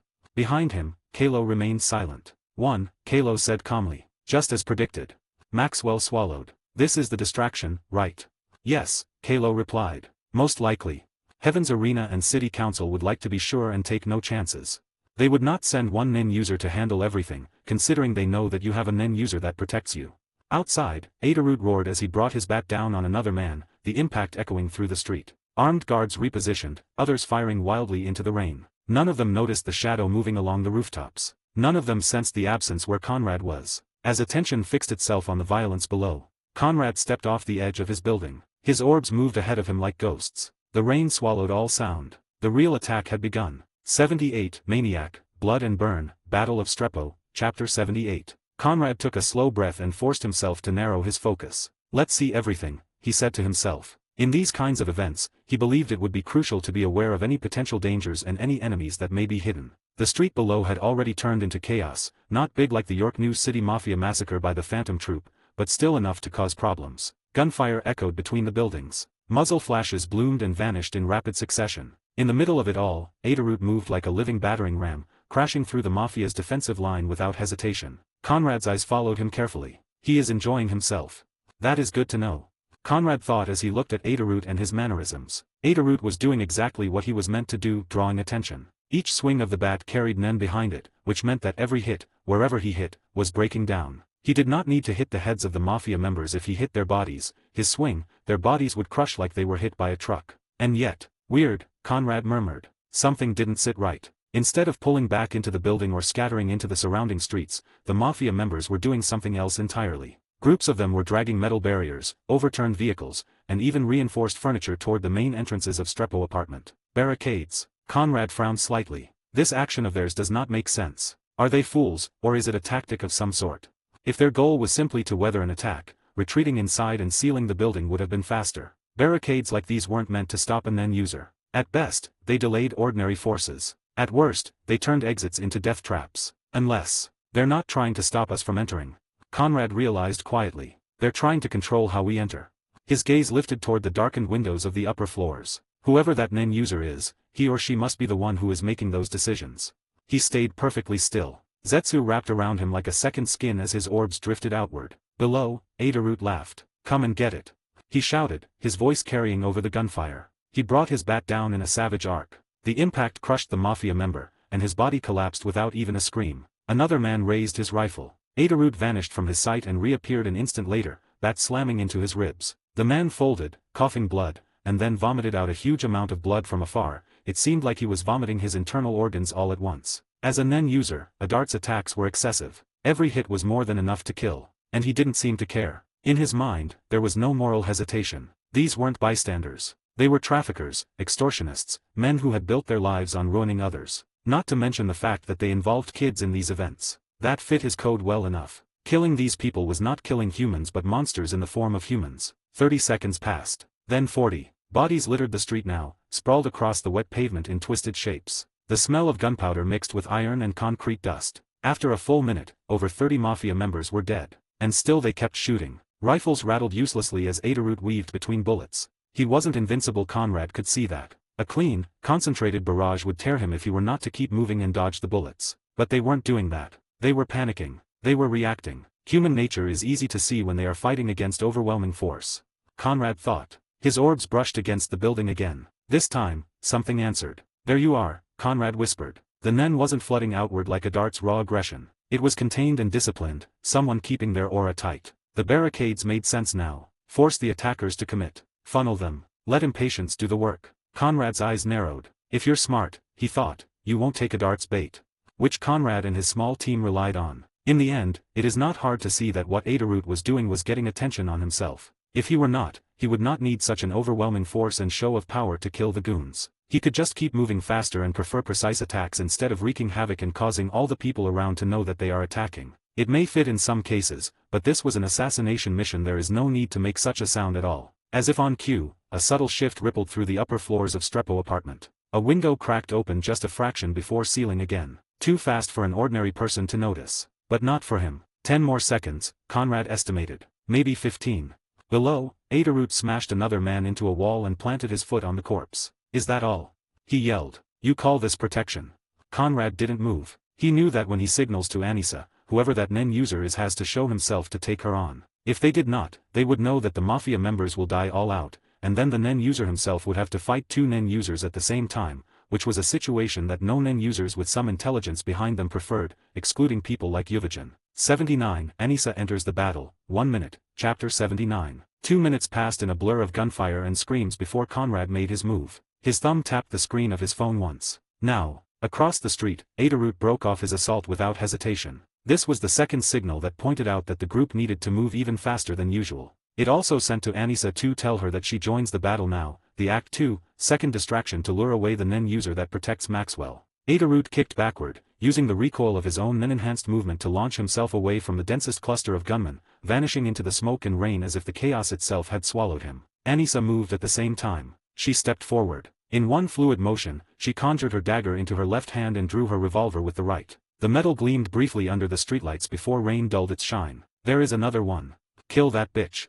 The Mafia members who were shocked by Adorut felt the energy of Anissa, that she used her Nen to gather attention on herself, and directly pointed their guns and attention on her. Distracting ordinary Mafia members, ordinary people that know nothing about Nen, was as easy as walking for a Nen user. The only thing needed is for the Nen user to use some of theirs and flare it to make them feel. Bullets snapped past her as several Mafia members reacted too late. Anissa twisted left, then right, her footwork precise and economical. A man tried to block her path. She passed him, blade flashing once across his throat. Blood sprayed in a thin arc as he collapsed without even realizing he'd been cut. Another reached for her arm. She shot him point blank and kept moving. To Conrad's eyes, Anissa's actions and murders were elegant. Anissa wasn't wasting Nen, at least she was trying to control her Nen output as much as she could. Every strike was aimed to kill, not to injure or anything. This made her actions and battle fun to watch, like a dancer, a ballet of some sort. Bodies dropped behind her like discarded props. Now they'll panic, Conrad thought. And now they'll commit. His attention snapped upward. There. A ripple in the air, faint but unmistakable. Nen, who had been held back, was no longer bothering to hide. A presence unfolded from the 5th floor like a blade being drawn from its sheath. Now that there is a second Nen user, the Nen user hidden in the Strepo apartment must decide that it is time for him to act. If he waits more and lets the Mafia member that provided distraction dwindle much more, the Nen user will need to fight against 2 enemy Nen users, which is never ideal and mostly a death wish for many Nen users. Conrad smiled faintly. Found you. The window shattered outward as a man stepped into view. Middle-aged, long hair tied back. This man was a Nen user, and it was not hard to see at all. He's a problem, Conrad muttered. Below, Anissa felt it too. The pressure washed over her skin. She stopped advancing and slowly lifted her gaze, locking eyes with the man above. Her grip on her weapons tightened. She was a little bit excited to fight against a Nen user in the real world, their life on the line. Which was important for her, as her revolver had a condition that gave her a lot of power and a kill shot ability as long as she was attacked with the intent from the enemy to kill her. So this is the Guardian, she thought. She took a step back, widening the space between them. So, Anissa said. You're the one protecting him. The man's lips curved into a polite, amused smile as he dropped from the shattered window, landing lightly on the wet pavement several meters away from her. I am Kalo, and no, madam, I won't ask why you're here. Everyone has their reasons for violence. As you know why I protect the man that I protect. As he straightened, his hands moved. 2 blades slid into his palms, one in each hand. They weren't conjured. Conrad could see that instantly. Anissa didn't know that. But she knew enough not to assume anything for the time being. They can be conjured before he enters the battle too. The air tightened. Then Kalo vanished. He crossed the distance in a blink, rain exploding beneath his feet as he lunged. His right blade slashed toward Anissa's neck while the left angled for her ribs, a clean, professional opening meant to end the fight instantly. Anissa twisted, barely avoiding the first strike as steel grazed her collarbone. Kalo laughed softly as he moved again. Conrad nodded once. Good, he thought. He took the bait. His attention shifted inward, recalculating. 30 seconds. Maybe a minute. That was all he needed. With the Nen user fully engaged and the battlefield locked onto Anissa, Conrad slipped away from his perch, his orbs already drifting ahead. Maxwell Harivo. Hold on, Conrad murmured, already moving. I'll end this fast. 80. The Blood and the Clash, Chapter 80. Rain continued to fall, washing blood into thin red streams along the cracked pavement as Anissa and Kalo clashed in the open street. Kalo moved like an experienced fighter. His 2 blades flowed in constant motion, one never striking without the other already preparing the next angle. He pressed forward relentlessly, forcing Anissa backward step by step, denying her time to breathe, to think. Every slash carried aggression and intent to kill. It is easy to see that his efficiency honed through years of killing. Anissa met him head-on. Steel rang against steel as her dagger intercepted one strike, then another. Sparks flashed between them. She twisted her wrist, redirecting a blade away from her throat, then ducked under a horizontal sweep that would have split her skull in half. He's fast. Faster than her. And stronger. He has greater power and speed than myself. Anissa realized. Most likely more experienced too. Yet she smiled. Not because she was winning but because she was alive and she was learning a lot. It was truly the case, the fact that fighting their life on the line was too different from fighting in the arena was there. Kalo noticed it. The smile. It annoyed him. He feinted high, then cut low, forcing Anissa to jump back. She landed awkwardly on the slick ground. That was all he needed. His left blade slipped past her guard and sliced into her side. Pain bloomed instantly, sharp and burning, as blood soaked into her clothes. Anissa hissed and twisted away, but she didn't retreat. Instead, she stepped in. Kalo's eyes widened for a fraction of a second. Her dagger flashed. She dragged the blade across his left abdomen in a brutal counter, opening a shallow cut. Not enough to cripple him but enough to draw blood. Kalo staggered back, one hand instinctively pressing against the wound. Warm blood seeped between his fingers. You are a wild woman. Anissa straightened, ignoring the pain. She looked at him the way a hunter looked at prey that didn't yet know it was already caught. You talk too much, she replied coolly. She raised her hand and pointed at him. Kalo frowned. Too late. I marked you, Anissa thought. The mark was invisible in the most cases. It clung to Kalo's abdomen where her blade had cut him, sinking into his nen like a parasite. It was subtle by design, expanding with every second he fought her. Kalo didn't feel it. He rolled his shoulders once, testing his wound, then exhaled slowly. His expression shifted to focus. His eyes closed for a brief moment as his nen surged outward. The air changed. Anissa felt it immediately. Kalo's blades didn't grow physically larger, but the aura surrounding them exploded outward. What had once been a tight, controlled coating expanded into elongated, blade-shaped projections of nen, extending nearly 3 meters past the steel itself. The rain parted around the aura, sizzling faintly as droplets were repelled. Deadly range. If the physical blade was 1 meter, the nen edge now tripled it, an invisible guillotine capable of cutting her down before she even entered striking distance. Kalo opened his eyes. I don't need to touch you anymore, he said calmly. Just be within reach. Anissa swallowed. I need to be careful. His range increased a lot. She shifted her stance, widening it slightly, lowering her center of gravity. Charging recklessly now would be suicide. Blocking directly would drain her too fast. Dodging forever wasn't an option either. He would eventually corner her. She needed time. And she needed him to keep fighting. Kalo attacked again. A sweeping slash tore through the air, the nen blade slicing through a parked car behind her as if it were paper. Metal screamed as the vehicle split cleanly in two. The power behind of the nen blade that coming from the physical blades were surprising to see at least. Such an attack would cut down a nen user in two, if the nen user in the question is not prepared for it. This reality made Anissa think that there must be a condition for him to fulfill to have such a powerful aura blade that coming from those blades and to increase range. She did not know the condition, but she believed it is more than likely that it is a condition that can be fulfilled in a battle rather than just mind games. Anissa barely escaped, rolling across the pavement as the ground where she'd stood cracked open. She sprang back to her feet, revolver barking once. Kalo twisted aside, the bullet grazing his shoulder harmlessly. Too slow, he said, but Anissa noticed it. The mark pulsed. Every time Kalo poured more nen into his blades, the invisible seal on his abdomen drank deeper, expanding, embedding itself further into his aura flow. Good, Anissa thought. Keep pushing yourself. She wiped rain and blood from her face and smiled again, this time sharper. Come on, she muttered under her breath. Show me how far you can go. 81. Confidence, Blood-Hungry, Battle, Chapter 81. Kalo pressed the advantage without mercy. Each swing of his blades carved the rain apart, the elongated aura edges cut through the air like guillotines. Anissa was forced into rolling, sliding, and leaping backward just as the ground split where she had stood a heartbeat earlier. Despite everything, she kept pushing forward. Again and again, she tried to close the distance. That was when Kalo understood something about the woman and her gun. She never used that gun. Kalo narrowed his eyes as Anissa skidded to a halt several meters away, breathing hard, blood dripping from multiple shallow cuts along her arms, thighs, and side. The revolver was still in her hand, but she didn't use it even when she had a chance to use it. If an enemy has a gun that she or he can use in range and they are never using it, it is a suspicious thing that one can observe and encounter in an Nen battle. It never meant good news. It seems like she is trying to stall time, he realized. But she does fight for real, he continued inwardly. So what is her purpose? Maybe she needs to fulfill some conditions to use that gun. I would think that she is waiting for me to make a mistake to kill me without any problems. Kalo thought several things at once. Anissa straightened slowly, chest rising and falling. 40 seconds had passed. In those 40 seconds, Kalo's blades had changed dramatically. The aura surrounding them now extended nearly 6 meters outward, forming massive spectral swords that distorted the air around them. Kalo exhaled, feeling the weight of his nen pour into his weapons. His ability had fully engaged. Demon Swords Bloodhungry. The conditions had long been fulfilled. When his swords damaged a target, the ability activated automatically. Every wound inflicted fed the blades more aura, enhancing their speed, cutting power, lethality, and, most dangerously, their range. Power had a ceiling, his own aura limit. But range had no cap. The more his opponent bled, the farther his blades could reach. And Anissa was bleeding. Kalo lunged forward, swinging both blades in a crossing arc. The aura edges overlapped, forming a wide killing zone that erased everything in front of him. That is dangerous.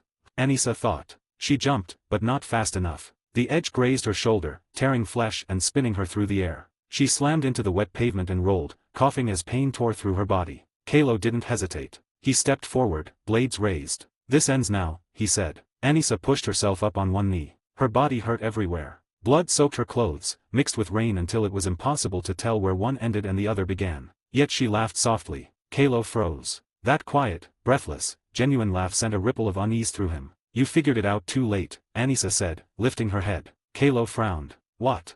She pointed at him again. The same gesture as before. But this time, she didn't think it. She spoke it. I marked you. Kalo felt it at last. A sudden, invasive sensation bloomed in his abdomen right where her blade had cut him earlier. His aura stuttered, just for an instant, like a misfiring engine. What?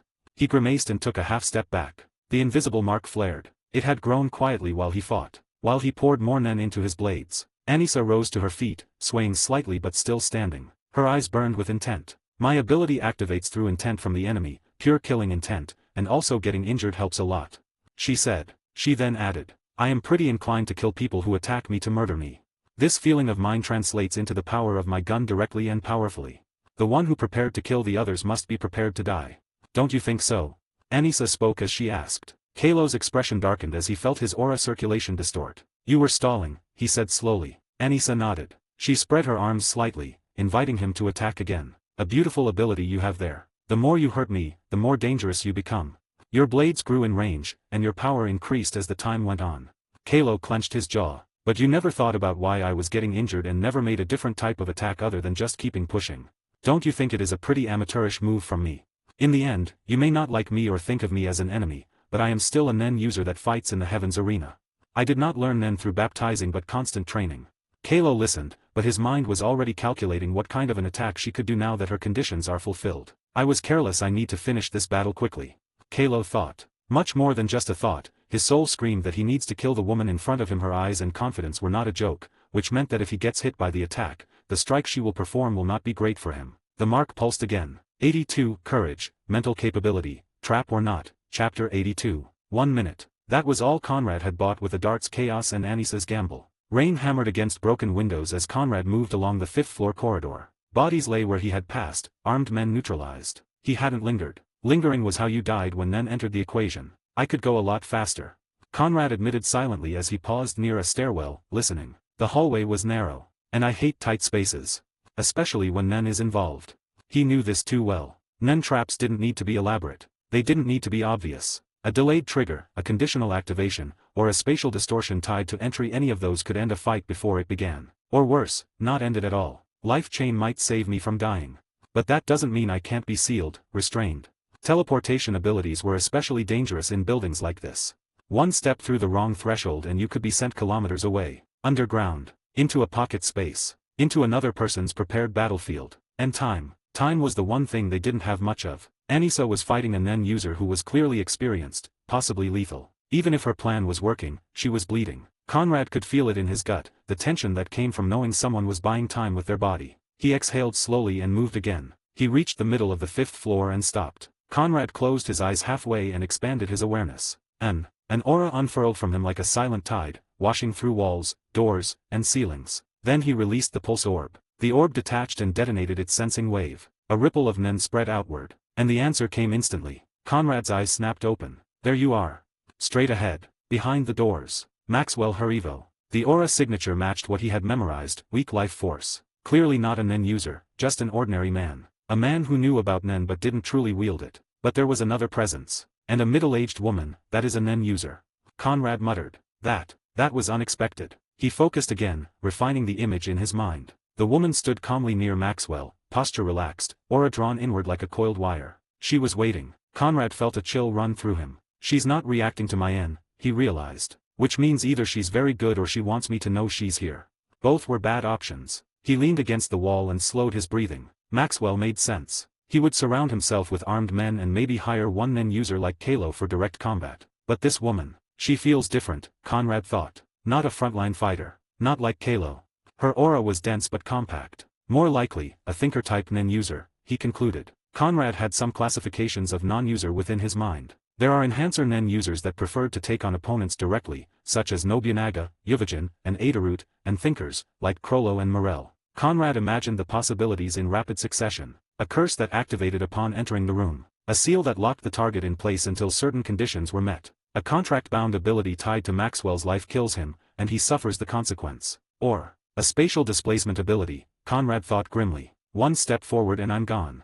He glanced at the clock on his phone. Just over a minute had passed since Anissa engaged Kalo seriously. She bought me time, Conrad thought. He clenched his jaw. Option 1, go in alone. He was confident in his combat ability. Life Chain gave him insurance against sudden death. His control was solid. His instincts were sharp. But insurance didn't mean immunity. I am really shocked, Conrad said to himself. When he watched the series and read the manga, he saw that many Nen users who are accustomed to fighting take a more easy approach to these things, especially Phantom Troop members. Conrad understood that whatever his Nen abilities and other types of characteristics were, he was still a modern world Earth human, which meant that he still valued his life a lot and preferred long thought processes and caution. Maybe this is because I did not risk my life or did not have real-life Nen battle experience. I will grow with the time and more experience, he concluded and went back to the problem in front of himself. If the woman's ability didn't aim to kill me outright, if she aimed to remove me from the battlefield, Life Chain wouldn't activate. He could win the fight and still lose the war. Option 2, fall back. Help Anissa finish Kalo. Regroup with Adarut. Return as 3. The success rate would skyrocket. But, time. If he left now, Maxwell might escape. He's not the type to sit still once his guard is engaged. Conrad thought. If he has an escape plan, he's already halfway through it. She's here waiting for me. Which meant, they expected a third Nen user to slip past the chaos. A faint smile tugged at his lips. So they're not stupid, he admitted. But it also meant the clock was tighter than he'd hoped. Conrad closed his eyes and pictured the battlefield. Conrad exhaled slowly. If I go back now, he thought, Anissa survives for sure. We win eventually. But if I go forward, he opened his eyes. This ends tonight. Conrad straightened. He reached into his coat and adjusted the silver chain, feeling the weight of his conditions, his choices, and the lives he had tied to his future. I didn't come this far to hesitate, he said quietly. I need more courage if I want to keep on going and increase my power and capability as a Nen user and fighter. Then, after a brief pause, he added, but I won't rush like a fool either. He pulled back from the door and shifted position, aura tightening, mind racing. I'll test her, Conrad decided. If she reacts, he thought, I retreat immediately. If she didn't, a thin smile formed. Then I kill Maxwell before the 2 minutes are over. The rain continued to fall. 83, Sudden Shot, Emitter and Defensive Aura, Chapter 83. Conrad took a deep breath as his thoughts began to accelerate. 2 choices. That was all it came down to. Black Ring State of Calm was already active. Despite the active ability of the Black Ring, Conrad understood that not everything can be solved by just having an ability. In these kinds of events, another type of talent was needed. This was about decision-making, about choosing a path and accepting everything that followed it. Conrad understood that this needs to be experienced. It needs to be improved slowly by keeping on making right decisions that would not end in death. That was the reason why experienced Nen fighters were pretty confident and cautious, but still when they decided to do something, they followed it greatly with not much fear within their heart and body. This was important to know for Conrad. Right now, his mind worked too hard. All the thoughts that he is actively thinking just take 1 or 2 seconds. He understood something simple. Here, I learn how to make decisions when it matters, he thought. Something he needed to learn not later, not after reflection, but now, here, in this very moment. Conrad closed his eyes briefly, shutting out the world not to escape it, but to sharpen his focus. Then he reached into his pocket and called Adarut. The call connected almost instantly. Adarut answered. Conrad spoke only 2 words. Help Anissa. Then he ended the call. Just trust. Somewhere outside, Adarut smiled as he moved back and forth between cover points. Without hesitation, he finished off the remaining armed guards around him, crushing resistance with decisive strikes, before redirecting himself toward Anissa's position. Conrad, meanwhile, had already activated the orbs. They floated silently around him, responding to his will without the slightest delay. His aura tightened, refined through countless hours of training. His an expanded outward, controlled and deliberate, reaching a diameter of 10 meters, no more, no less. The orbs were already active, but he mostly tried to use them as silent, hidden weapons. But this time, he kept it on the open. There was no need to hide, the enemy was in front of him, waiting for him to act. So, there was no need to keep on hiding these orbs, at least the two of them. He had another plan for the aura burst one, which he already sent outside of the building. He approached the door. Inside the room, Maxwell Harivo stood frozen. Beside him stood a middle-aged woman as she was waiting for Conrad to move. She did not take her eyes off Conrad for even half a second at all. Maxwell swallowed and spoke. "What do you think?" The woman did not look at him. She kept her eyes fixed on Conrad. "He is young," she said calmly, "but powerful. His nen is powerful. I am having a hard time assessing his capabilities. Even then, it would be wrong to think that he is strong or weak just from the outside." Maxwell shook his head. He already had problems with these nen users, or superpowered people. They talked too much and made many things complex and confusing. He knew how to use guns and intimidation and other things, but these supernatural events never made sense to him, not to mention those people that used them. She paused briefly, assessing. "I can deal with him, but only with him." Despite the woman saying these words in a whisper, she kept on looking at the two spheres that kept on orbiting. Two orbs. She used Gyo for a moment. "So, he is most likely a manipulator.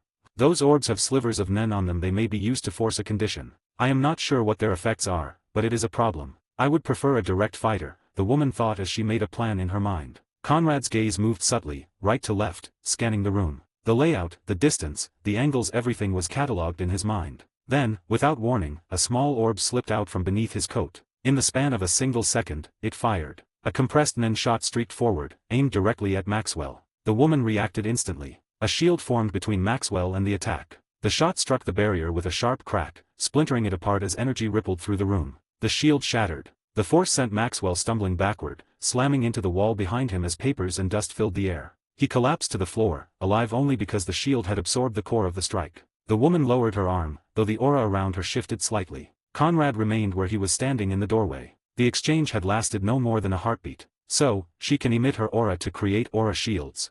A great ability for protection. If I am not wrong, her category must be emitter." I did not feel a change of quality in her nen. But she was taken aback. That is a great mental problem for her. Conrad thought and smirked as he nodded. 84 Oversharing, Free to Fight, Chapter 84. The moment the attack ended, Maxwell's composure shattered completely. "Kill that!" he shouted, his voice cracking as he pointed at Conrad with a trembling finger. "Kill that! Kill him!" His face had gone red, veins bulging along his neck. People like Maxwell, men who built their lives on fear, money, and the illusion of untouchable authority, could tolerate many things, but being humbled was not one of them. Especially not in front of a subordinate. Especially not when it happened so easily. Even though the attack had been blocked, even though he still lived, the fact remained, Conrad had struck him first. Conrad had forced him to stumble, to fall back, to feel powerless for a fraction of a second. Narcissists and sociopaths most of the time could not handle such things with understanding. Conrad ignored Maxwell completely. His eyes moved instead to the middle-aged woman standing between them. She had not flinched. That alone told Conrad a great deal. He smiled faintly. "Your shield was created through emission." The woman raised an eyebrow, clearly interested. "It didn't materialize cleanly enough to be conjuration." Conrad continued, gesturing subtly with one hand. "No structural definition, no persistent form. And it lacked the adaptive qualities of transmutation, no alteration, no reactive property." He looked directly at her now. "That leaves emission." Maxwell stared at the woman, then back at Conrad, his confusion only adding to his rage. "If you weren't an emitter," Conrad went on, "you wouldn't have been able to block that attack at all."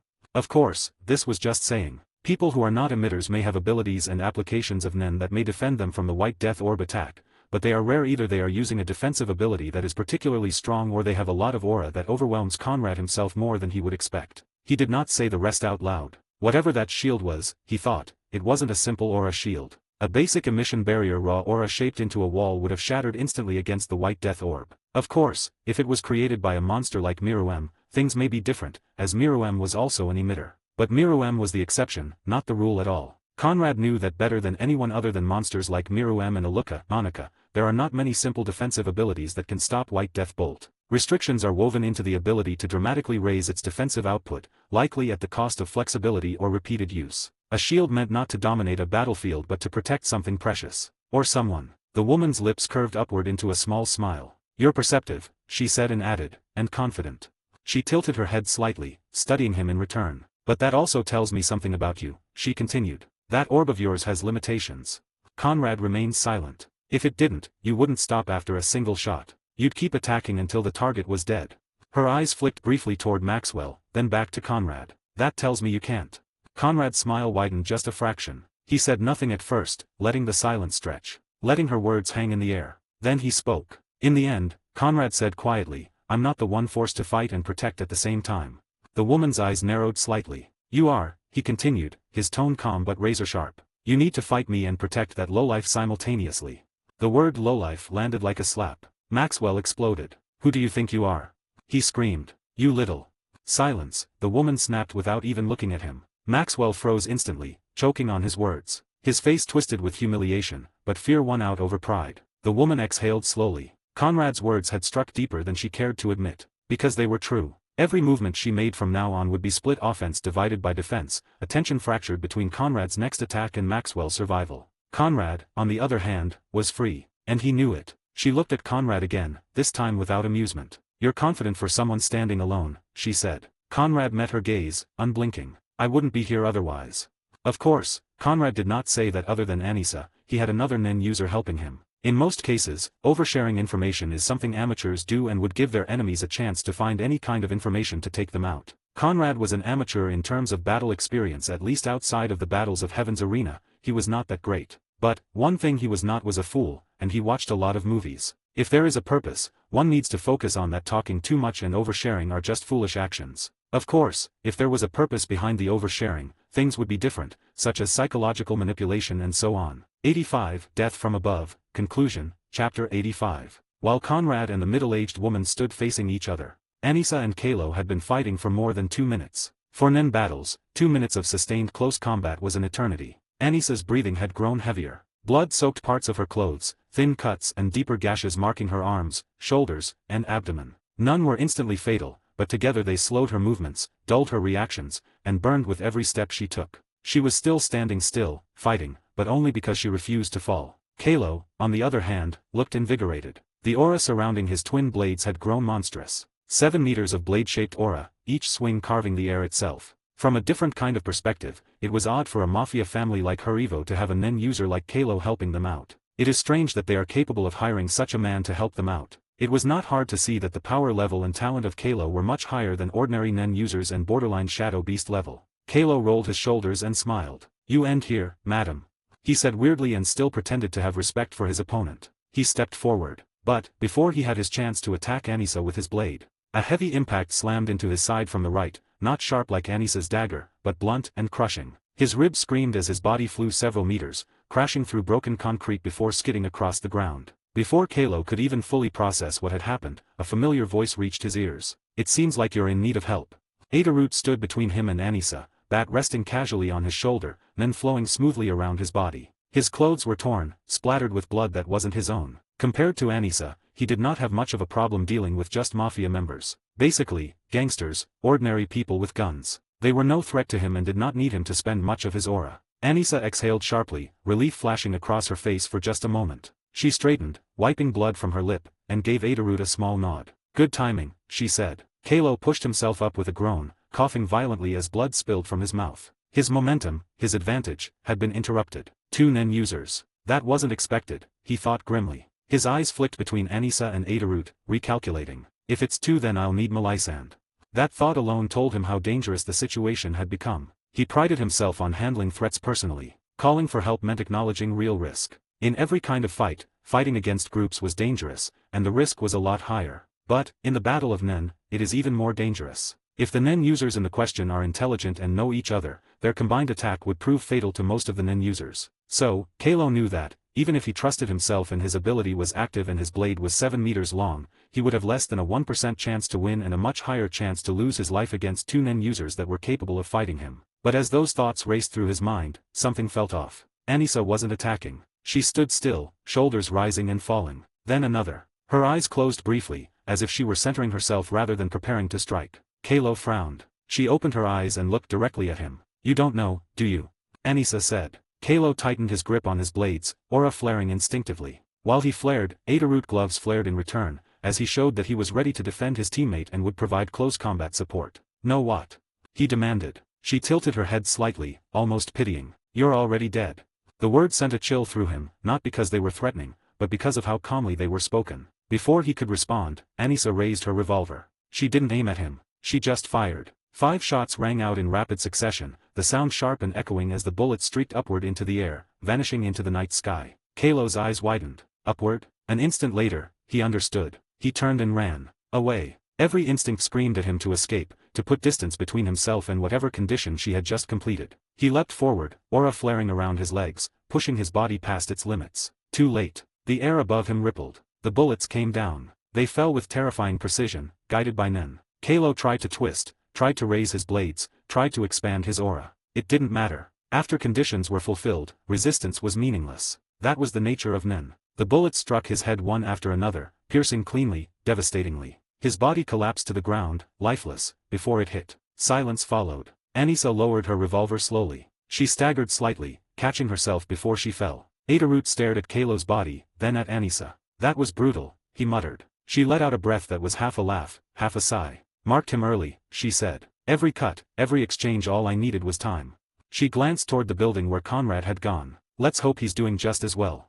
86, Waiting Game, Arrogance or Confidence, Chapter 86. Conrad stood still. Nothing moved. The air between him and the woman felt dense. It may feel like too much time has passed, but it has not. Conrad smiled. He said nothing. He simply waited. Inside his mind, everything was already decided. He had signaled Adorut more than 2 minutes ago. 2 full minutes in a Nen battle was a lifetime. If Adorut had ignored the call, that meant Anissa had already finished things. If he was coming, then he was close. Either way, Conrad knew one thing with certainty. Waiting would not put him at a disadvantage. If they arrive, I kill her without any risk at all. Against 3 men users, the woman had no chance at all. Conrad smirked. Yeah, it is not heroic or brave, but it makes sense. I am not a hero or honorable individual who is looking to fight. If it gives me leverage, I will use it. Countless Nen users had died believing they were exceptions. Conrad had learned early that survival was only guaranteed if he did not take risks. Real life was not an anime or comic book. So he waited. Across from him, the middle-aged woman noticed everything. The stillness. The lack of tension in his shoulders. The way his smile never quite faded. Her eyes flicked sideways for a brief moment, checking Maxwell's position. Then her gaze returned to Conrad. He's waiting for someone. The realization settled instantly. If Conrad were confident that no one would come, he would have already pressed his advantage and forced the exchange. But he hadn't. Instead, he stood there. He wouldn't wait if he wasn't sure. Her thoughts accelerated, snapping together like pieces of a puzzle. That means he believes he's confident that his ally will arrive. And it would be foolish to assume he believes Kalo would be killed 100%. Her lips tightened almost imperceptibly. Kalo was strong, but not invincible. Which means, her eyes sharpened. He knows for sure someone else will arrive.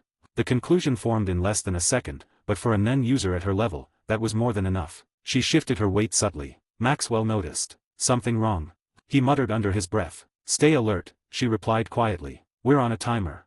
Conrad's smile widened just a fraction, as if he could hear her thoughts. You're sharp, he said casually, finally breaking the silence. That's rare. She didn't answer immediately. You are waiting for your friend to arrive, and you are so sure of it. Exactly, Conrad replied. At this point both Nen users knew that if they were to fight, Maxwell would not survive. It was just that they were still not sure about all the things about each other's abilities, so they took their time. The woman inhaled slowly. If your friend doesn't arrive, she said, you'll be outnumbered.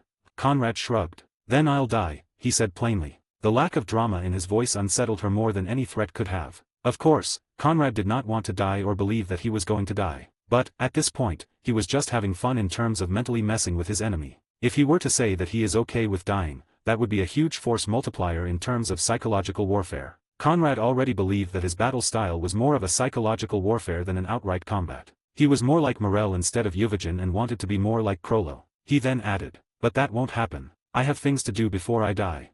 She studied him carefully now, reassessing everything: his stance, his breathing. Why? He is so sure that Kalo would die or be incapacitated and his friends would arrive. What makes him think like that? Does he have a Nen user in his team that is really strong? Or, they have already planned everything? No. She said to herself as her mind worked. That is not possible. Even Nen has its limits.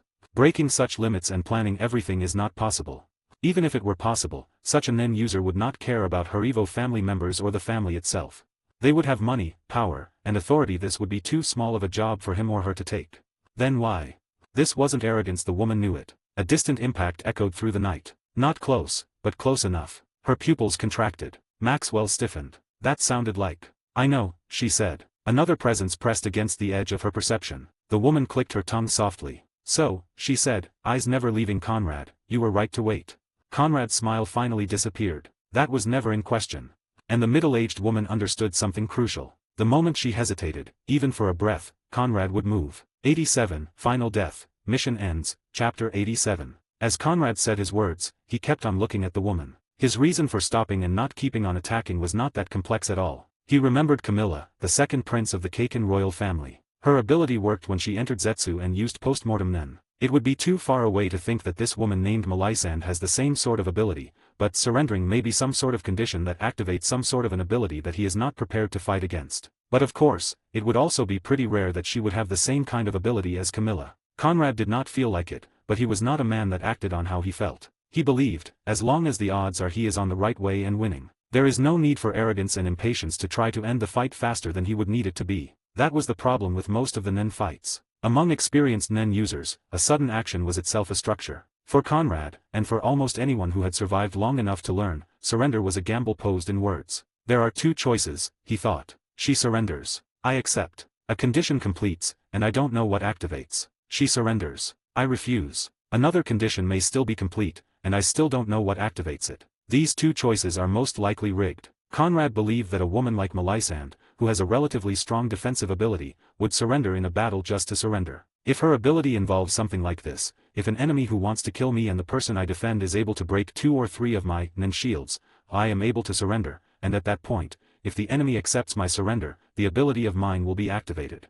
Conrad did not know what the ability would do, but such a long and complex condition that needed many things to fulfill would do no good to him if he fulfilled the conditions of the enemy. Conrad's eyes never left Melisande, while Adorut kept his silence. He wanted to see more of Conrad and what he is going to do, and also trusted Conrad to handle the woman with much of a problem. She stood stiffly, her aura flickering unevenly where her defensive techniques had been shattered twice already. He smiled. It was the expression of someone who had already made a decision and was simply allowing the moment to catch up. The white death orb bolt fired from the doorway without warning. It was pure emission, compressed, colorless, and silent until the air screamed apart around it. Melisande reacted on instinct alone. A Nen shield formed in front of her. The bolt struck. The shield shattered like brittle glass. Aura collapsed inward and vanished. The force drove Melisande backward, boots scraping, her body skidding across the floor as blood sprayed from her shoulder where the edge of the emission had grazed flesh. She did not scream. I didn't expect you to be this cruel.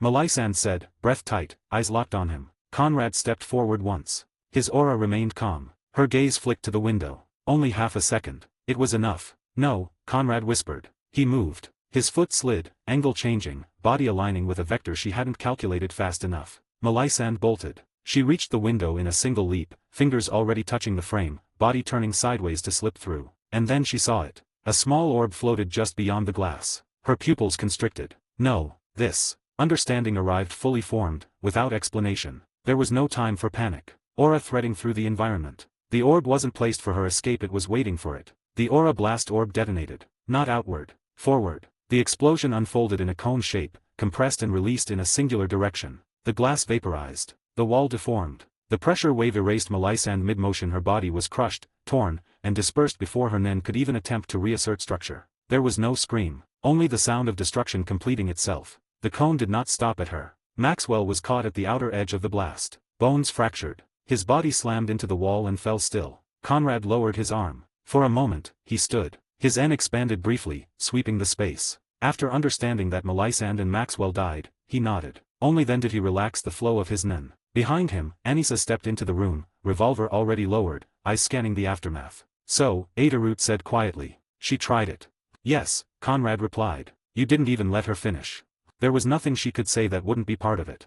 Anissa glanced at the shattered wall, then at Conrad. Conrad then turned away from the window. 88. Perspective of Nen Mastery, Flying with the Orbs, Chapter 88. Conrad looked at the woman for a moment longer. Her body lay twisted near the shattered window frame. Conrad turned to them, Anissa and Adorut, after stopping to think about the woman and Maxwell. They looked pretty much okay in terms of lethal danger, but it was clear that they were tired, and especially Anissa got hurt really bad. She is not going to die, but she does need a medical team to look after her and stay resting and needs help for a few days. That was clear. It seems like you two had your fun, he said to both with a grin on his face. Adorut grinned back and nodded and shrugged. Anissa gave a tired smile, one corner of her mouth lifting despite the pain. If you call that fun, I do really need to think more of my ability. Getting slashed hurts, she said. Conrad smiled in return. You don't say. He made fun of Anisa's words. He then added. They were 2 Nen users, he said. I dealt with the main one. Maxwell's body is over there. He gestured with his chin toward the far wall, where what remained of Maxwell's body was. Even a simple attack enough to kill him multiple times. Due to the fact that he was not a Nen user, even a small emitter attack was enough to kill him. Against Nen users, especially moderately strong Nen users, people who are not Nen users almost have no chance. Mostly, they are just simply not directed to them enough to pass them out, and if continued, they would lose limbs and then their lives, which can be seen in Heaven's Arena and people who encountered Nen when they first arrived at the 200s and did not know about the Nen, such as Gito and Revelt, as well as Seidaso. Adorut, Conrad continued, can you clear this place out? At least Maxwell's body. The police will arrive shortly. Adorut nodded immediately. Yeah, I can. He rolled his shoulder once, testing it. I'm not that injured. I only dealt with some mafia trash. Conrad nodded. He didn't ask for details. His attention shifted to Anisa. Her breathing was shallow. Aura's leakage along her side told him she did not want to stay upright anymore for the time being. Let's get you a medical team, Conrad said. Anisa didn't protest. She knew her body better than anybody else. As Conrad stepped closer, Adorut watched him lift her, his arm supporting her back, the other beneath her legs. I'll take care of this, Adorut added. Conrad nodded once. Then, as he turned toward the open corridor, he added. I'll show you a trick. Adorut raised an eyebrow. 3 small orbs drifted back into the room. They returned silently, responding to Conrad's aura. They aligned beneath his feet, rotating once before flattening into a stable triangular platform. Hold tight, Conrad said. He adjusted his grip on Anisa and stepped onto the orbs. Then they lifted 2 individuals from off the ground. The motion was powerful but also balanced. It was a real surprise these small orbs were enough to carry 2 adult humans in such a balanced fashion. The platform drifted forward and out through the open corridor, passing broken doors and cracked walls. Anisa exhaled softly. Oh, she said. So you can use those small orbs to fly. Conrad nodded. Yes. The orbs carried them out into the open night air. It's not fast, Conrad continued. And I can't go very high. He adjusted the platform slightly. But it works. Anisa watched the orbs closely, eyes following the way they adjusted position in response to subtle changes in his aura. That kind of control isn't simple. It seems like you are hiding most of your mastery from us. No, it is not easy. Conrad agreed with the first sentence and then added, I usually don't like revealing my power to anybody, it is not personal. Anisa nodded and said nothing. She can understand the actions of Conrad. As long as there is not a huge amount of familiarity and friendship, Nen users would not like to tell their abilities to others or hide 1 or 2 things from them in case today's friends turn into enemies. The platform continued forward, moving just above rooftop level. Anisa was silent for a moment. Then she said, so this is just your use of ability with different means, nothing like what you thought when you were creating your ability. Conrad didn't answer immediately. The orbs shifted again, maintaining balance as the wind changed. No, he said finally. Anisa closed her eyes briefly. He then added, any Nen user could adapt their ability into auxiliary functions, movement, defense, and so on. That's why I don't rely on this, he said. It's useful, but it's not what it's for.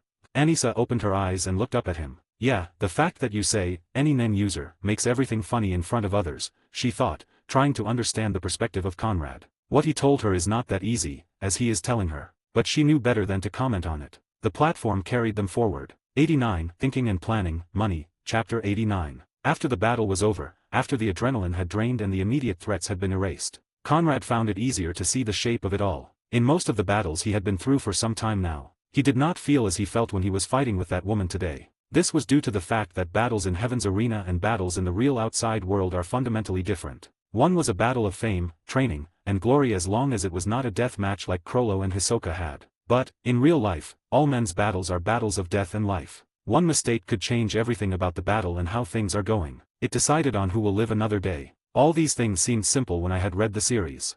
When I watched the anime, I felt like it was normal for people not to care about fighting for death. Now that I am living in it, I understand how different it feels.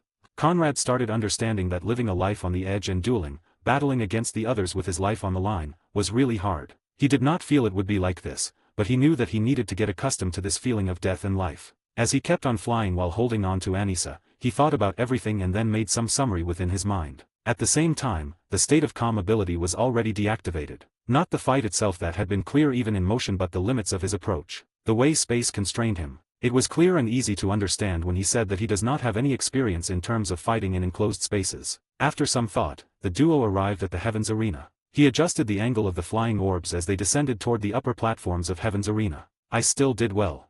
Conrad thought as he kept on moving. He handed Anissa over to the doctors stationed permanently within the arena. They moved quickly, already guiding her toward a gurney before Conrad finished speaking. Training accident, he said. The doctors nodded. The arena's medical staff had learned long ago that asking questions was not needed when the fighters were concerned. Fighters arrived in many shapes, and there could be many reasons for it. The cause was irrelevant. They were doctors, and their only purpose was to heal the person that came in front of them. Conrad watched until Anissa was gone from sight, then turned away without hesitation. Back in his room, he quickly ditched his clothes and nodded. The shower water ran hot. Melisandre's half-second glance. The orb's placement. The shield collapses. He catalogued it all. By the time he stepped out and dressed, the fight had already been reduced to data. A knock came at the door. Conrad's eye expanded instantly, not aggressively, just enough to map the corridor. Adorut. Conrad opened the door. I dealt with everything, Adorut said as he stepped inside. As much as I could.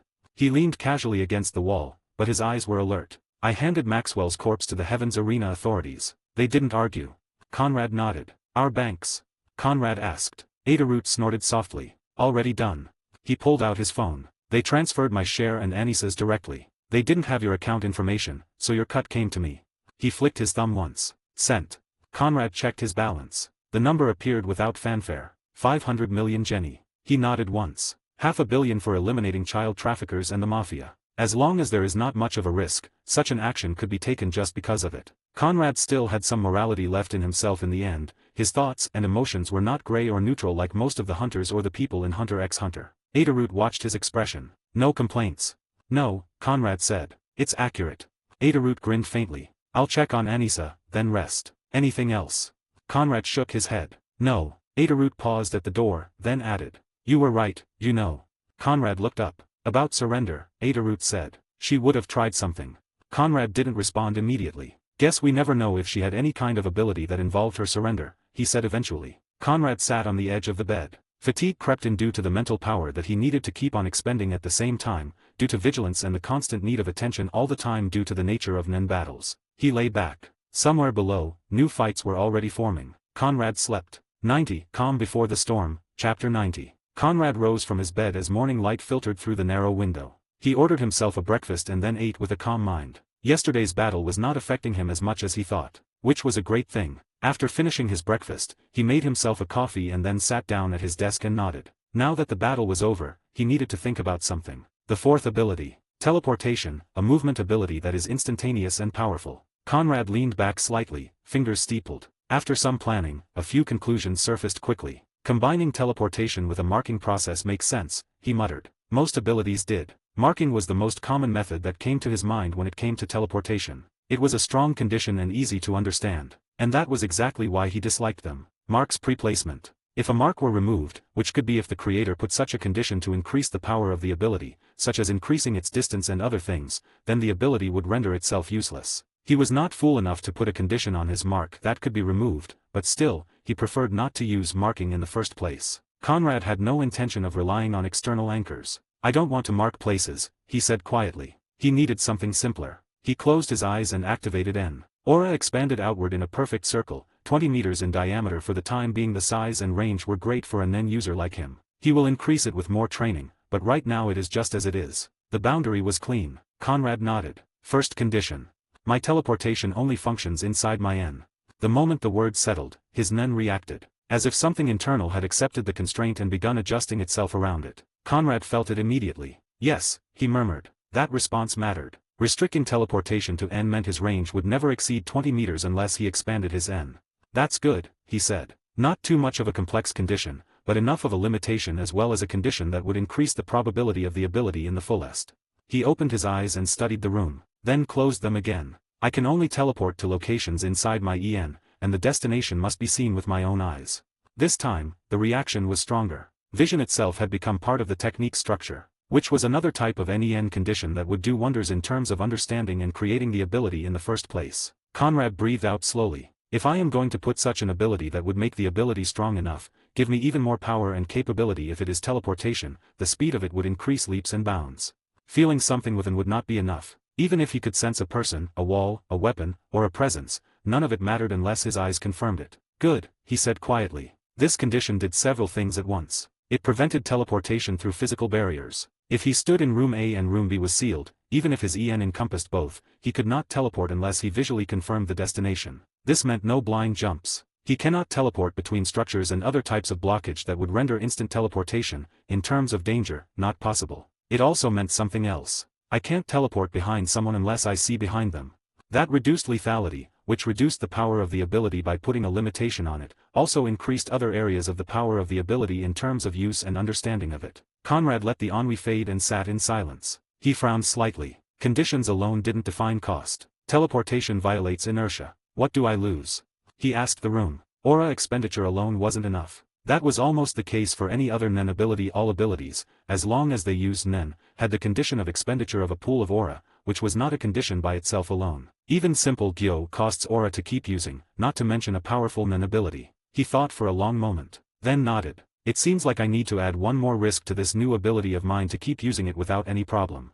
In terms of Nen, he believed that most of the powerful Nen abilities and the conditions, as well as limitations, were the ones that involved real risk. As he deactivated N, Conrad felt something else settle into place. This teleportation wasn't his core ability. Just like the orbs weren't. Just like flight wasn't. They were instruments. Tools built around something far more final. He exhaled slowly. 91. A new ability, Movement and Teleportation, Chapter 91. After about 3 to 5 hours, Conrad kept his physical training and Nen control training at their fullest. While he thought about these things, he also made sure to think about the last and the final condition of the Nen ability that would let him teleport. Conrad thought again, then closed his eyes. Not to rest but to listen. End condition.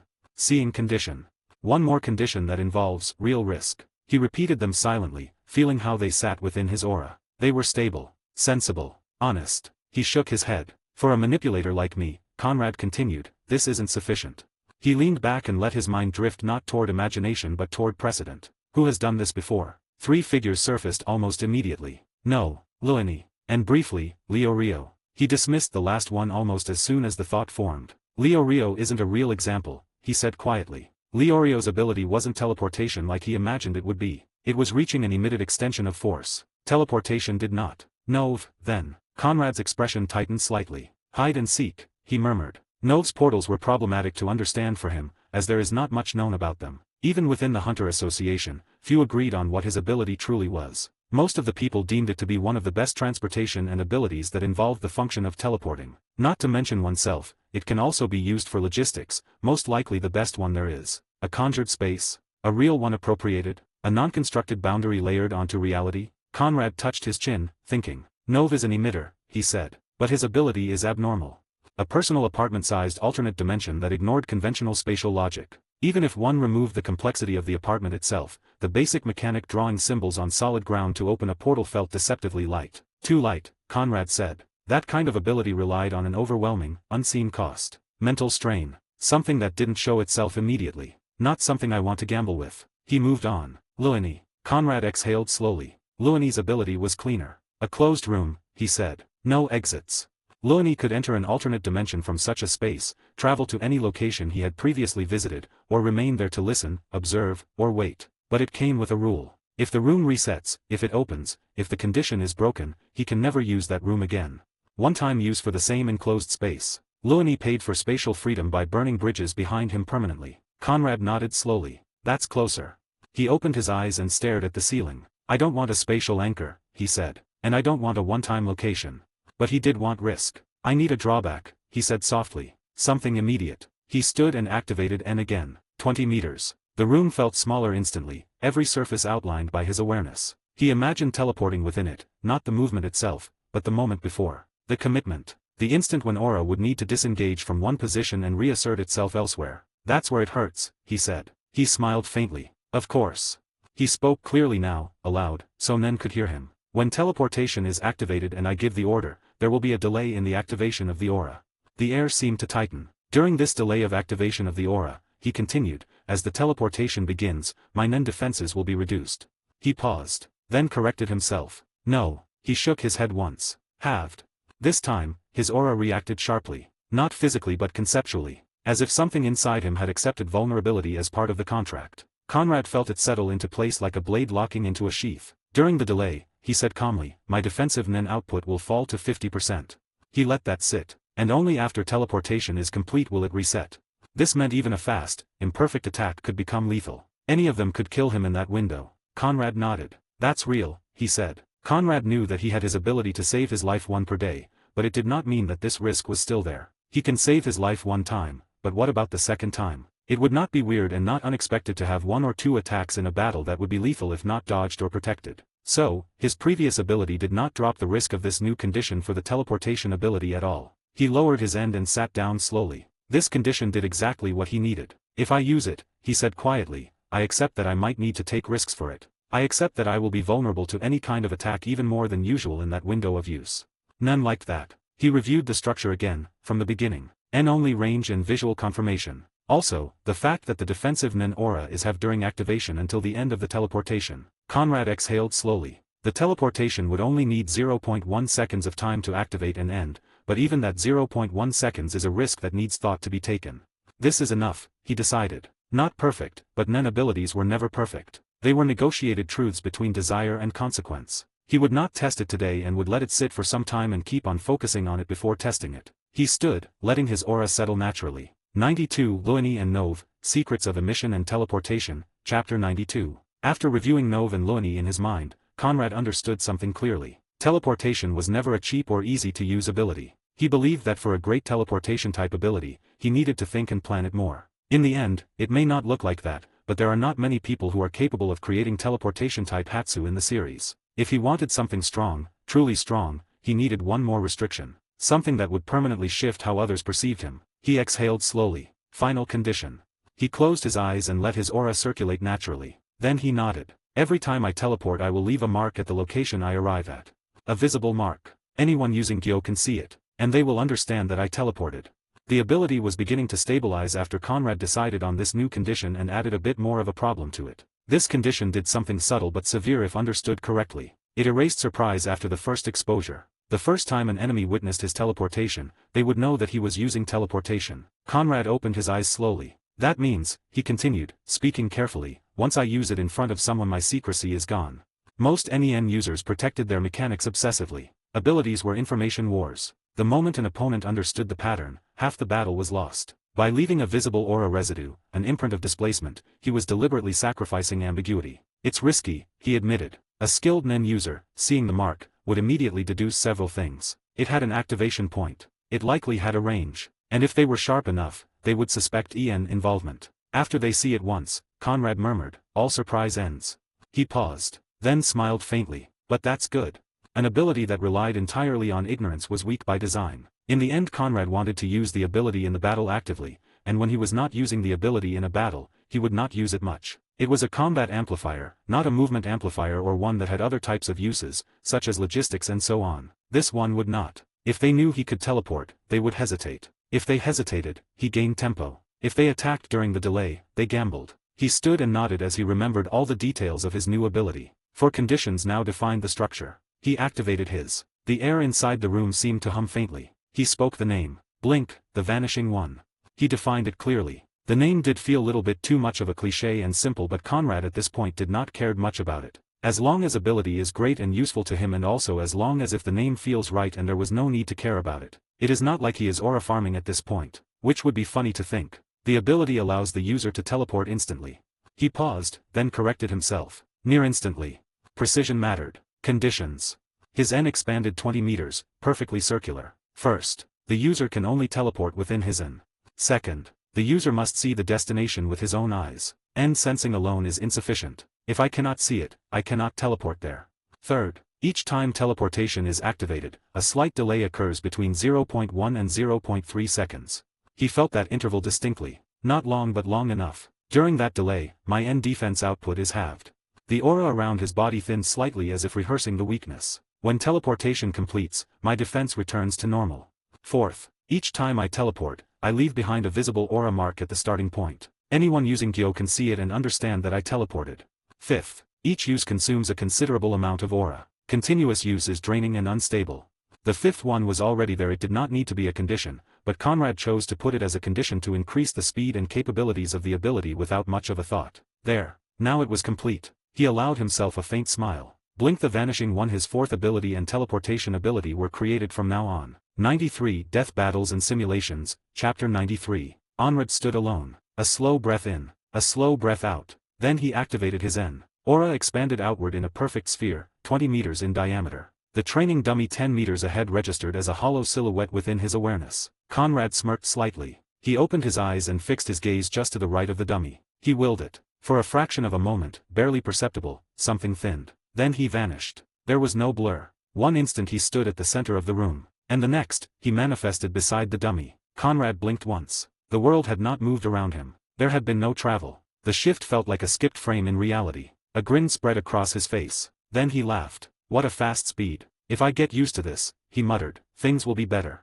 He recentered his breathing and chose another 0.3 meters to the left. Blink. Again, the slight delay. Again, the thinning of defense, like invisible armor softening for a heartbeat. He appeared. Right. Blink. Behind the dummy. Blink. Back to center. He began increasing frequency. 1 second. 2 seconds. 5. Each teleport felt. The absolute dominance over positioning was a really great power, and it felt even much greater than he thought it would feel. At 10 seconds in, he had already teleported more than 20 times. That was when he felt it. Each activation shaved away aura reserves. More importantly, he noticed something else. His 10 felt thinner. Not weaker in output but less dense. He stopped mid-room and allowed himself to analyze the sensation carefully. Every time he initiated blink, his defensive Nen halved during the delay. Normally, after materialization, the defense returned. But if he teleported again immediately before fully stabilizing, the restoration was never completed. He tested it deliberately. Blink, blink, blink, rapid succession. His aura did not regain full density between uses. He exhaled slowly. So that's how it works. It's like I'm sacrificing half of my defensive aura to keep the engine running, he murmured. It meant extended teleport chains would leave him dangerously exposed. An opponent with sharp perception could capitalize on that window. This increased the risk of using it without thought and planning, but it is also one of the reasons why he can use it many times over and over again without spending huge amounts of money on it. Not to mention the fact that he was able to create such an ability in the first place. He resumed his training and got used to it. This time, he integrated the orbs. 3 orbs showed themselves and then started orbiting around him. He already filled them when he was having breakfast, so their 3 charges were full and ready to use. He blinked behind the dummy and immediately commanded the aura burst orb to blast. Second, he ordered it to blast. He blinked again to the left flank and launched the white death orb. He blinked upward, a short vertical shift, and dropped down with reinforcement driving a kick into the dummy's torso. The rhythm began forming. The room filled with different kinds of attacks. A blast from the right side, a teleporting figure that kicks from the up and down sides, and a long-range sniper that keeps the target in front of the muzzle, ready to shoot down. An enemy without huge power would not feel great against such a battle style. Not to mention they need to keep on protecting themselves against orbs. They also need to engage in close combat against Conrad himself, which was a problem, as his training and Nen applications and physical capability are really great, which makes it really hard for even enhancer Nen users to keep on fighting with him. He forced himself to slow down for a moment and then kept on changing rhythms and styles. Speed without clarity was suicide in his thoughts, as his teleportation halved his defense. Blink. Pause. Here, I need to observe, he said to himself and then kept on testing. If he teleported once, an opponent would freeze momentarily even if they were experienced. There will be a moment, 0.1 seconds maybe, but it will give him an opening to deal a lethal strike. If he teleported twice in unpredictable intervals, they would begin overcompensating. If he teleported 3 times rapidly, his own defense would destabilize. The halving of defense effect after teleporting needs 0.3 to 0.5 seconds to refill. Which means, if I keep my teleporting cooldown at around 0.3, ideally, 0.5 seconds, I will have no problem engaging in direct combat, as I would not be having my defense halved in such cases. So 2 in succession is optimal, he murmured. 3 is risky. 4 is desperate. He stopped again, letting his aura fully recover. Sweat formed lightly at his temples, not from physical exertion but aura management strain. This increases my combat capability significantly, he said calmly. With 3 charged orbs blink and stable analysis due to experience and state of calm, as well as a life-saving ability due to life chain, I can say without any problem that, at this point, I am a really powerful Nen user. What I lack the most is the combat that involves the dead in it. Like combat in Heaven's Arena but to the death. If I had such battles at least 10 to 15 times, I would undergo a qualitative change in my capabilities. He resumed training, this time simulating imaginary opponents. He teleported into blind spots, then forced himself to endure the vulnerability window without flinching. He deliberately blinked while imagining an incoming attack. He trained his body not to panic during the 0.2 second weakness. Again, gradually, the shock faded. After nearly an hour, he deactivated his N and allowed the orbs to come back to him. The training room fell silent. Conrad stood in the center, breathing evenly. 94, Dream of a Team, Chapter 94. After training, Conrad returned to his room, his muscles still carrying the faint tremor of continuous teleportation. The moment he stepped inside, his phone rang. He glanced at the screen. Ada. What is it? Conrad asked calmly as he answered. Anissa is calling us for some drinks at the cocktail bar in Heaven's Arena. Ada replied. Would you like to come? Conrad paused for a brief moment. It's okay. I'll come in 10 minutes. I need to take a shower. All right. Ada said before ending the call. Conrad placed the phone down and walked toward the bathroom. As he stood under the stream, power was not only in strength, but in what others did not know, he said to himself. He finished, changed into clean clothes, and made his way to the cocktail bar. The cocktail bar of Heaven's Arena was exclusive. Only VIP members who subscribed to the arena and fighters above the 100th floor could enter. Conversations were rare between strangers. Most people there already knew each other or had business to discuss. The 200th floor fighters were allowed 3 or 4 drinks per day without payment, a small luxury granted for their value. Conrad entered quietly and located Anissa and Ada seated at a corner table. He approached without hurry. He looked at Anissa and smiled faintly. You look better. Anissa returned the smile, though there was still fatigue behind her eyes. I've been better, she admitted. Thank you for helping me get to the medical team. That was just common help, Conrad replied. Nothing much. He sat down. Ada ordered one of the stronger cocktails without hesitation. Conrad ordered a margarita, his favorite back on Earth and now in this world as well. Some habits were difficult to abandon. When the drinks arrived, Conrad took a slow breath before taking a sip. The cold citrus bitterness settled his senses. He listened to Ada and Anissa talk, not interrupting, not showing much reaction. After a moment, Conrad spoke. So, any news from Heaven's Arena? Anissa shrugged slightly. Nothing much. They thanked us and said they made the area more protective and better secured for fighters. They emphasized that it was important.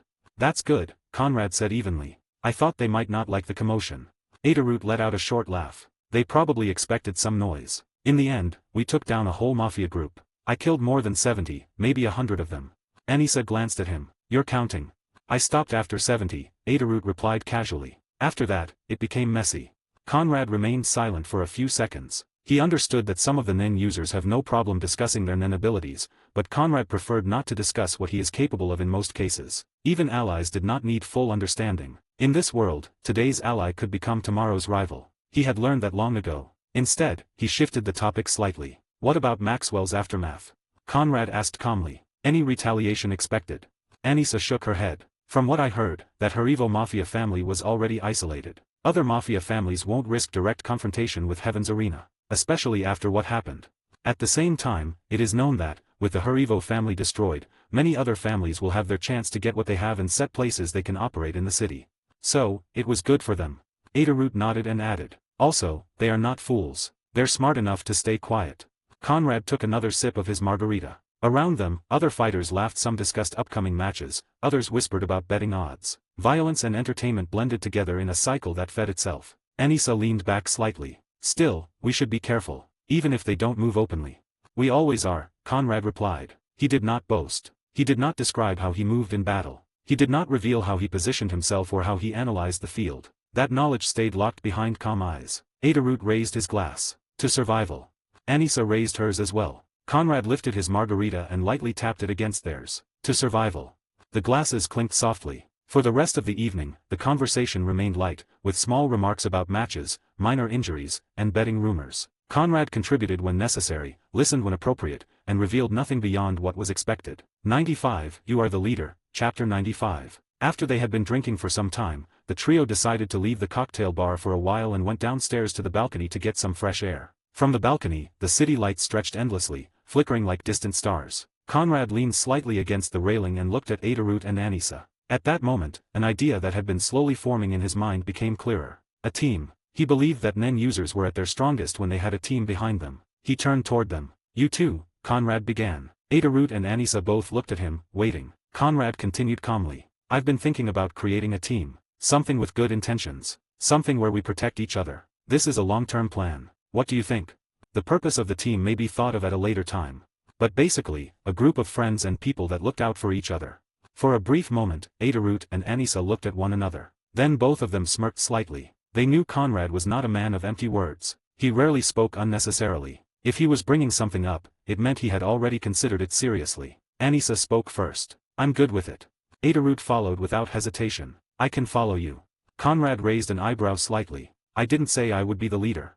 Anissa and Ada smiled. You didn't, Anissa said, but you intend to. And we're fine with that. Adorut nodded. We can see it ourselves. You have what it takes.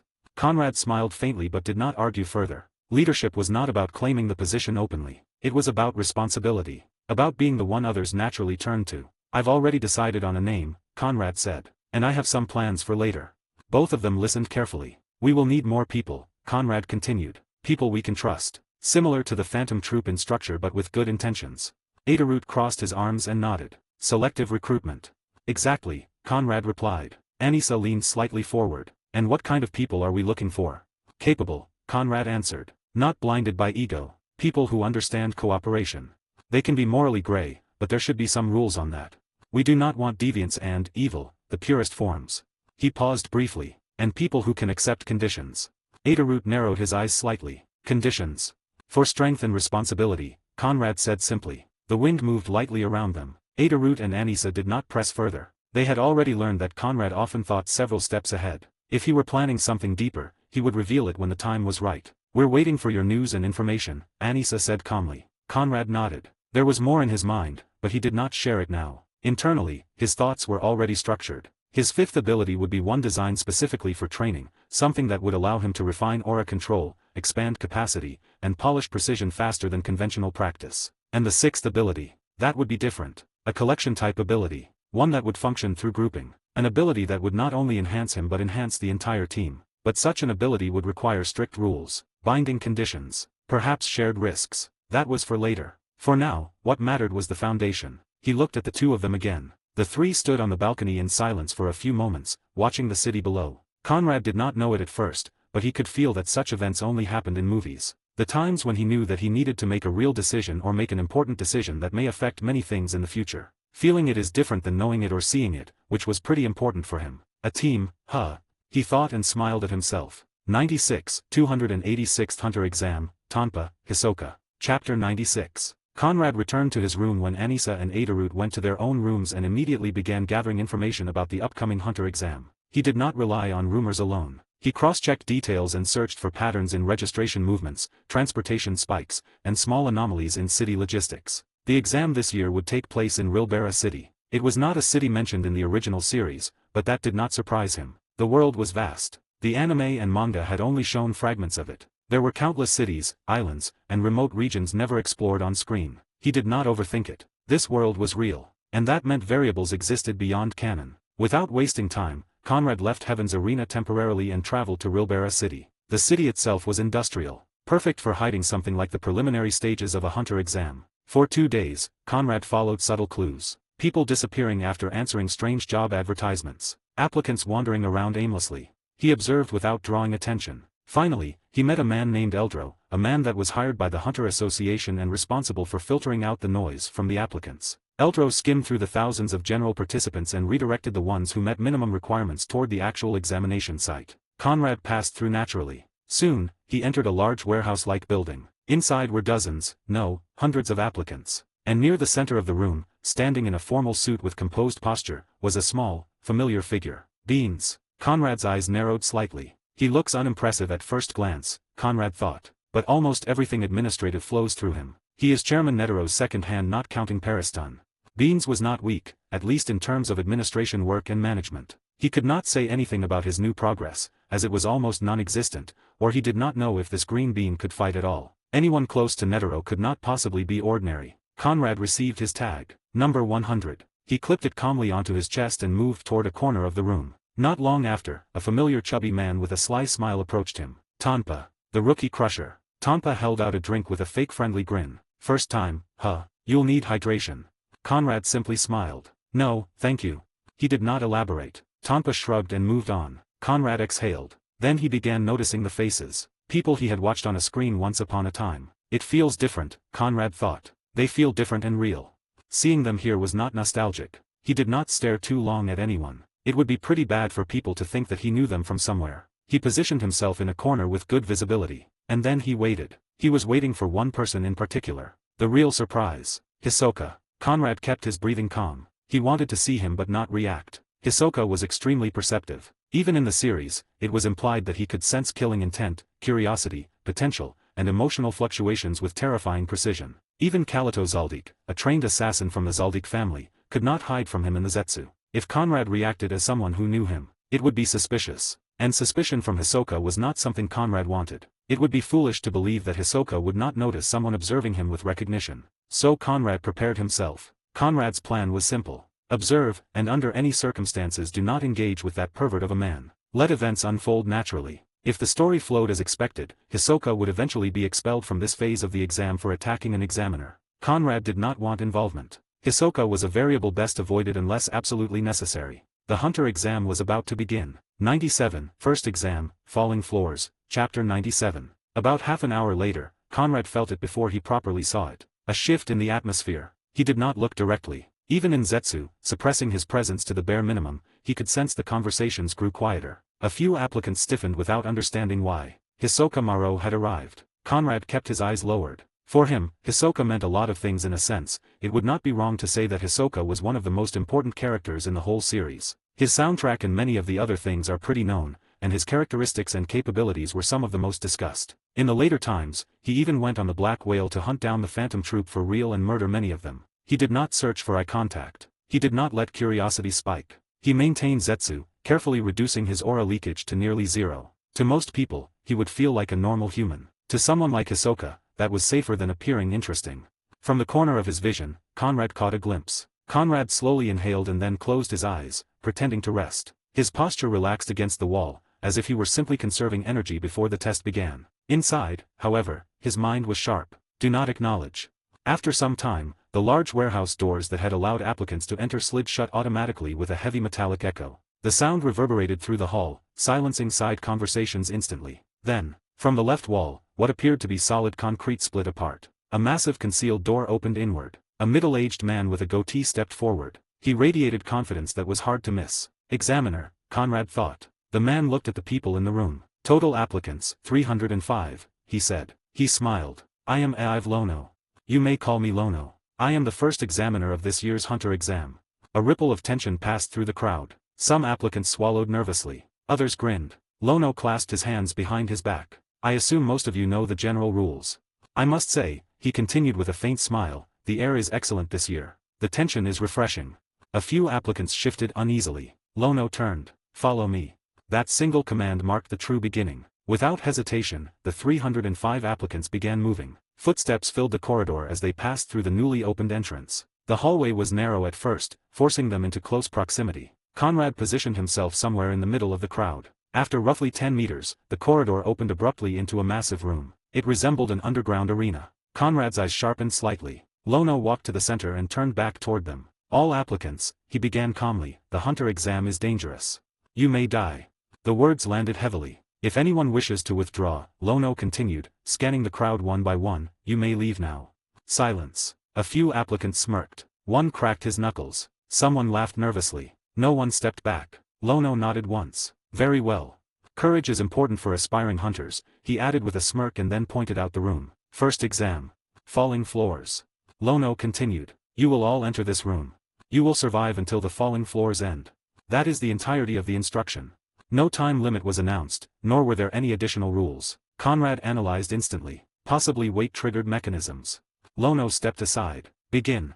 The massive doors behind them sealed shut with a thunderous clang. The moment the last applicant stepped fully onto the segmented flooring, a loud mechanical click echoed beneath their feet, and then, the first panel below their feet dropped. 98, Falling, Broken Limbs, Chapter 98. Before the floor dropped, Conrad already positioned himself as far from Hisoka as possible without making it obvious. In just a few seconds, the entire floor beneath the applicants vanished. Metal panels retracted downward with mechanical precision. For a brief instant, 305 bodies hung in empty air. Then they fell. 5 meters. No one screamed. It would be pretty funny for them to scream from just falling down from 5 meters. If any one of them could not handle dropping from 5 meters what they are looking to get in the Hunter exam. Yeah, I expected nobody would have any problem.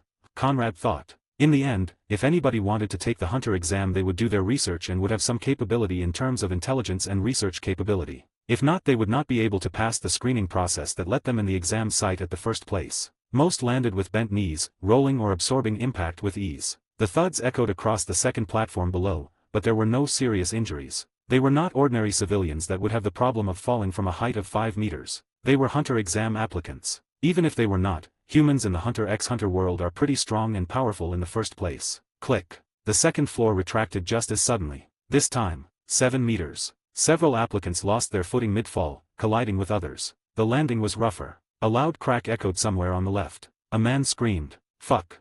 2 applicants rolled too late and landed awkwardly, one clutching his arm and another groaning as he tried to stand on what was clearly a fractured ankle. "What kind of exam is this?" Someone shouted. "These people are insane." Murmurs spread through the chamber. Conrad, however, as it is to be expected, landed smoothly without even needing to activate his nen. His body absorbed the impact naturally. After surviving the initial airship drop when he first arrived in this world, a 7-meter fall was nothing. He exhaled lightly. Something will change, he thought. This pattern was too simple. Pure gravity tests would eliminate weak applicants quickly. Without any reinforcement, most trained individuals could handle up to 10 to 15 meters with proper landing technique and above-average physical capability. Of course, above average are the Hunter x Hunter humans, not the humans from Earth. It would be supernatural if any human on Earth fell down 15 meters without injury or death to a hard floor. Or it would be pure luck. 5 seconds passed. Some applicants moved closer to the walls, perhaps hoping structural edges would offer leverage or something stable to grab, which would prove not great in an instant. Click. The third floor vanished instantly. This time, 13 meters. The chamber erupted into chaotic motion. Bodies dropped through the air. The impacts were brutal. One applicant hit headfirst. The sound was sickening. Another landed flat on his back, air exploding from his lungs. A scream cut short. More than 10 had fallen incorrectly and struck their heads or shoulders at lethal angles. Nearly 30 showed visible broken bones, arms bent wrong, legs twisted unnaturally. Those already injured from previous drops were in far worse condition. Some attempted to stand. Conrad stood upright. He had not any men again yet. He did not need to, but his awareness sharpened. The pattern was escalating. The first was a 5-meter drop. 7 meters after that. 13 now. Almost 50 eliminated already. And the real exam had barely begun. Lono's voice echoed from above through unseen speakers. "Interesting," he said lightly. The mechanism beneath them hummed again. Conrad shifted his weight slightly. This won't just be increasing height, he thought. If it were that simple, the ceiling would be much higher. 99, Corridor of Death, Endurance, Chapter 99. Lono observed the aftermath without emotion. He shook his head lightly. If they cannot handle 13 meters, he muttered to himself, they have no chance of living to see the later stages of the Hunter exam. If they are injured, they should consider themselves lucky and train more or stop trying to become hunters. If they are dead, that is that they accepted the risk. Lono thought. For hunters like Lono who are also examiners, the applicants could not handle such a simple physical test. It would only mean that they would certainly die in the later stages of the exam. If they are lucky enough to just get injured and leave here alive at the first exam, then that is a call for them to train more and let go of their dreams of becoming hunters in the first place.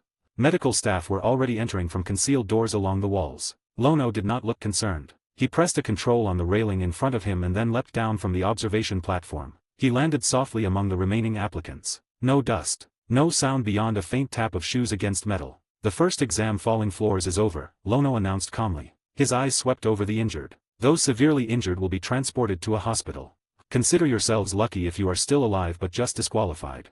Lono did not forget to comment on his earlier thoughts to people. Applicants that had passed hearing him tell the disqualified and injured ones that they were lucky nodded subtly. Nobody said anything, but they thought the same. If you are injured seriously enough to not continue the exam at the first stage, then you are dead meat in the later stages. It is just better to train and try it again or just stop taking the exam further on. His gaze lingered briefly on the motionless bodies. There were at least 10, perhaps more. "The dead will be cleaned." He said it as if commenting on spilled water. A few applicants swallowed hard. Lono turned his back to them. "The second exam will take place in another location." He glanced over his shoulder. "I will continue as the examiner." Conrad smiled faintly. The first phase lasted less than 30 minutes, he thought. Different from Gon's year. The 287th Hunter exam, Gon's year, had emphasized endurance through running and psychological pressure. "I cannot assume structure repetition," Conrad reminded himself. "And I cannot assume the same examiners." The wall at the far end of the chamber split open again with a heavy mechanical sound. A wide corridor revealed itself, approximately 20 meters across. Lono began walking, and the remaining applicants followed him without making any sound. 30 minutes passed as they walked. Finally, Lono stopped. He pulled out a small device, something like a phone but more like a pager. He pressed a button on the device. Beep with a signal sound. A section of the wall ahead vibrated and split apart, revealing a new passage. Above the entrance, digital letters were illuminated in red. "Second exam hellway." Conrad's eyes narrowed slightly. Likely an endurance corridor, he thought. Lono turned to face them. "Applicants, you will proceed through this road." He gestured toward the dark passage. "When you reach the end, the second exam will conclude for you." Murmurs rose instantly. Only one needed to finish. Interesting. From this point onward, Lono continued, you have 1 minute to enter the hallway. If you remain in this chamber after 1 minute, he smiled faintly, you will be disqualified. A digital timer appeared above the entrance. 0:59, 0:58. Some applicants immediately sprinted forward. Conrad walked in without much thought. He knew that he did not need to have any kind of thought at all. He crossed the threshold into Hellway with steady steps once again, keeping space between himself and Hisoka. 100, Firewall, Traps and Brutality, Chapter 100. Nearly 250 applicants advanced into Hellway. No one wanted to appear weak to the other applicants, as they know that they may have to fight with them or work together with them. The name of the exam, Hellway, is pretty intimidating for many, including one of them. One could not expect great things from a stage, an exam named Hellway, that was easy to tell. Still, applicants made sure that their faces were neutral. Gradually, the pace increased. Conrad just observed as if he were observing some sort of a human experiment, which would not be that wrong to think it like that, compared to the phase overseen by Sados during Gon's year. This structure removes the pacing anchor. Because there is no examiner for applicants to follow, many of them are believed to have different kinds of speeds and thoughts within their minds. Some of them believe they should pick up their pace and jog. Some of them believe they let other people go in front to trigger any kind of trap if there was. There was no examiner ahead of them. That means one thing, Conrad analyzed. Control shifts entirely to the group dynamic. He grinned faintly. But the name Hellway suggests traps. If so, nobody wants to lead. That is to be expected. He watched how the mass behaved. Collective hesitation. A different psychological test. Without leadership, Conrad thought, fear decides their speed and behavior. Then a heavy metallic boom echoed behind them. The sound echoed across the corridor walls. Many turned their heads instinctively. A massive steel gate at least 10 meters tall and spanning the entire width of the hallway had slammed down where they entered. 10 seconds later, it started to move towards the applicants, and then 5 to 10 seconds later again. From narrow vents embedded across its surface, flames erupted. A roaring inferno burst outward, forming a wall of fire advancing behind the steel barrier. When people looked behind, they did not see just a wall of fire, but they felt like they were looking at their executioner. It was like death following them behind, and they would not be wrong to think it like that. If the wall of fire gets to them, they are dead. Heat surged down the corridor instantly. Applicants shouted, "What the hell is this? They're trying to burn us alive. Is this endurance or execution?" The wall moved faster. Conrad felt the temperature rising even from his position. The real traps must be ahead. He increased his pace slightly. Tonpa jogged nearby, eyes scanning constantly. He watched the rookies carefully, searching for a prize for himself. Hisoka, meanwhile, ran lightly several meters apart from others. A faint smirk curved his lips. Even with a literal wall of fire advancing behind them, his posture remained casual. I would not expect less from him. Conrad thought as he side-eyed Hisoka as much as he could to have any second to react if he decided to do something weird. Meaning he is confident in reaction speed or aura control sufficient to handle sudden threats.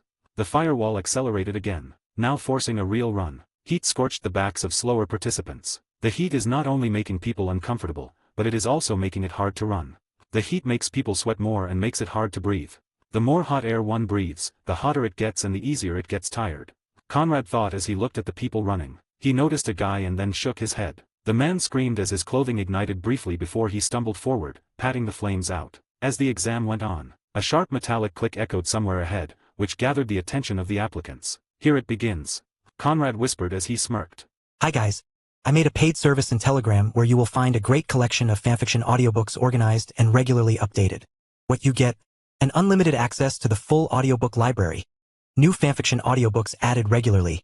You can play audios directly from Telegram anytime. Joining our service is available through a monthly subscription of $5.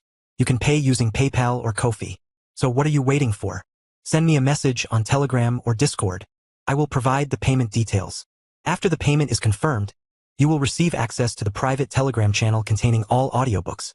If you enjoy fanfiction and prefer listening instead of reading, this library is made for you. Message me anytime to join.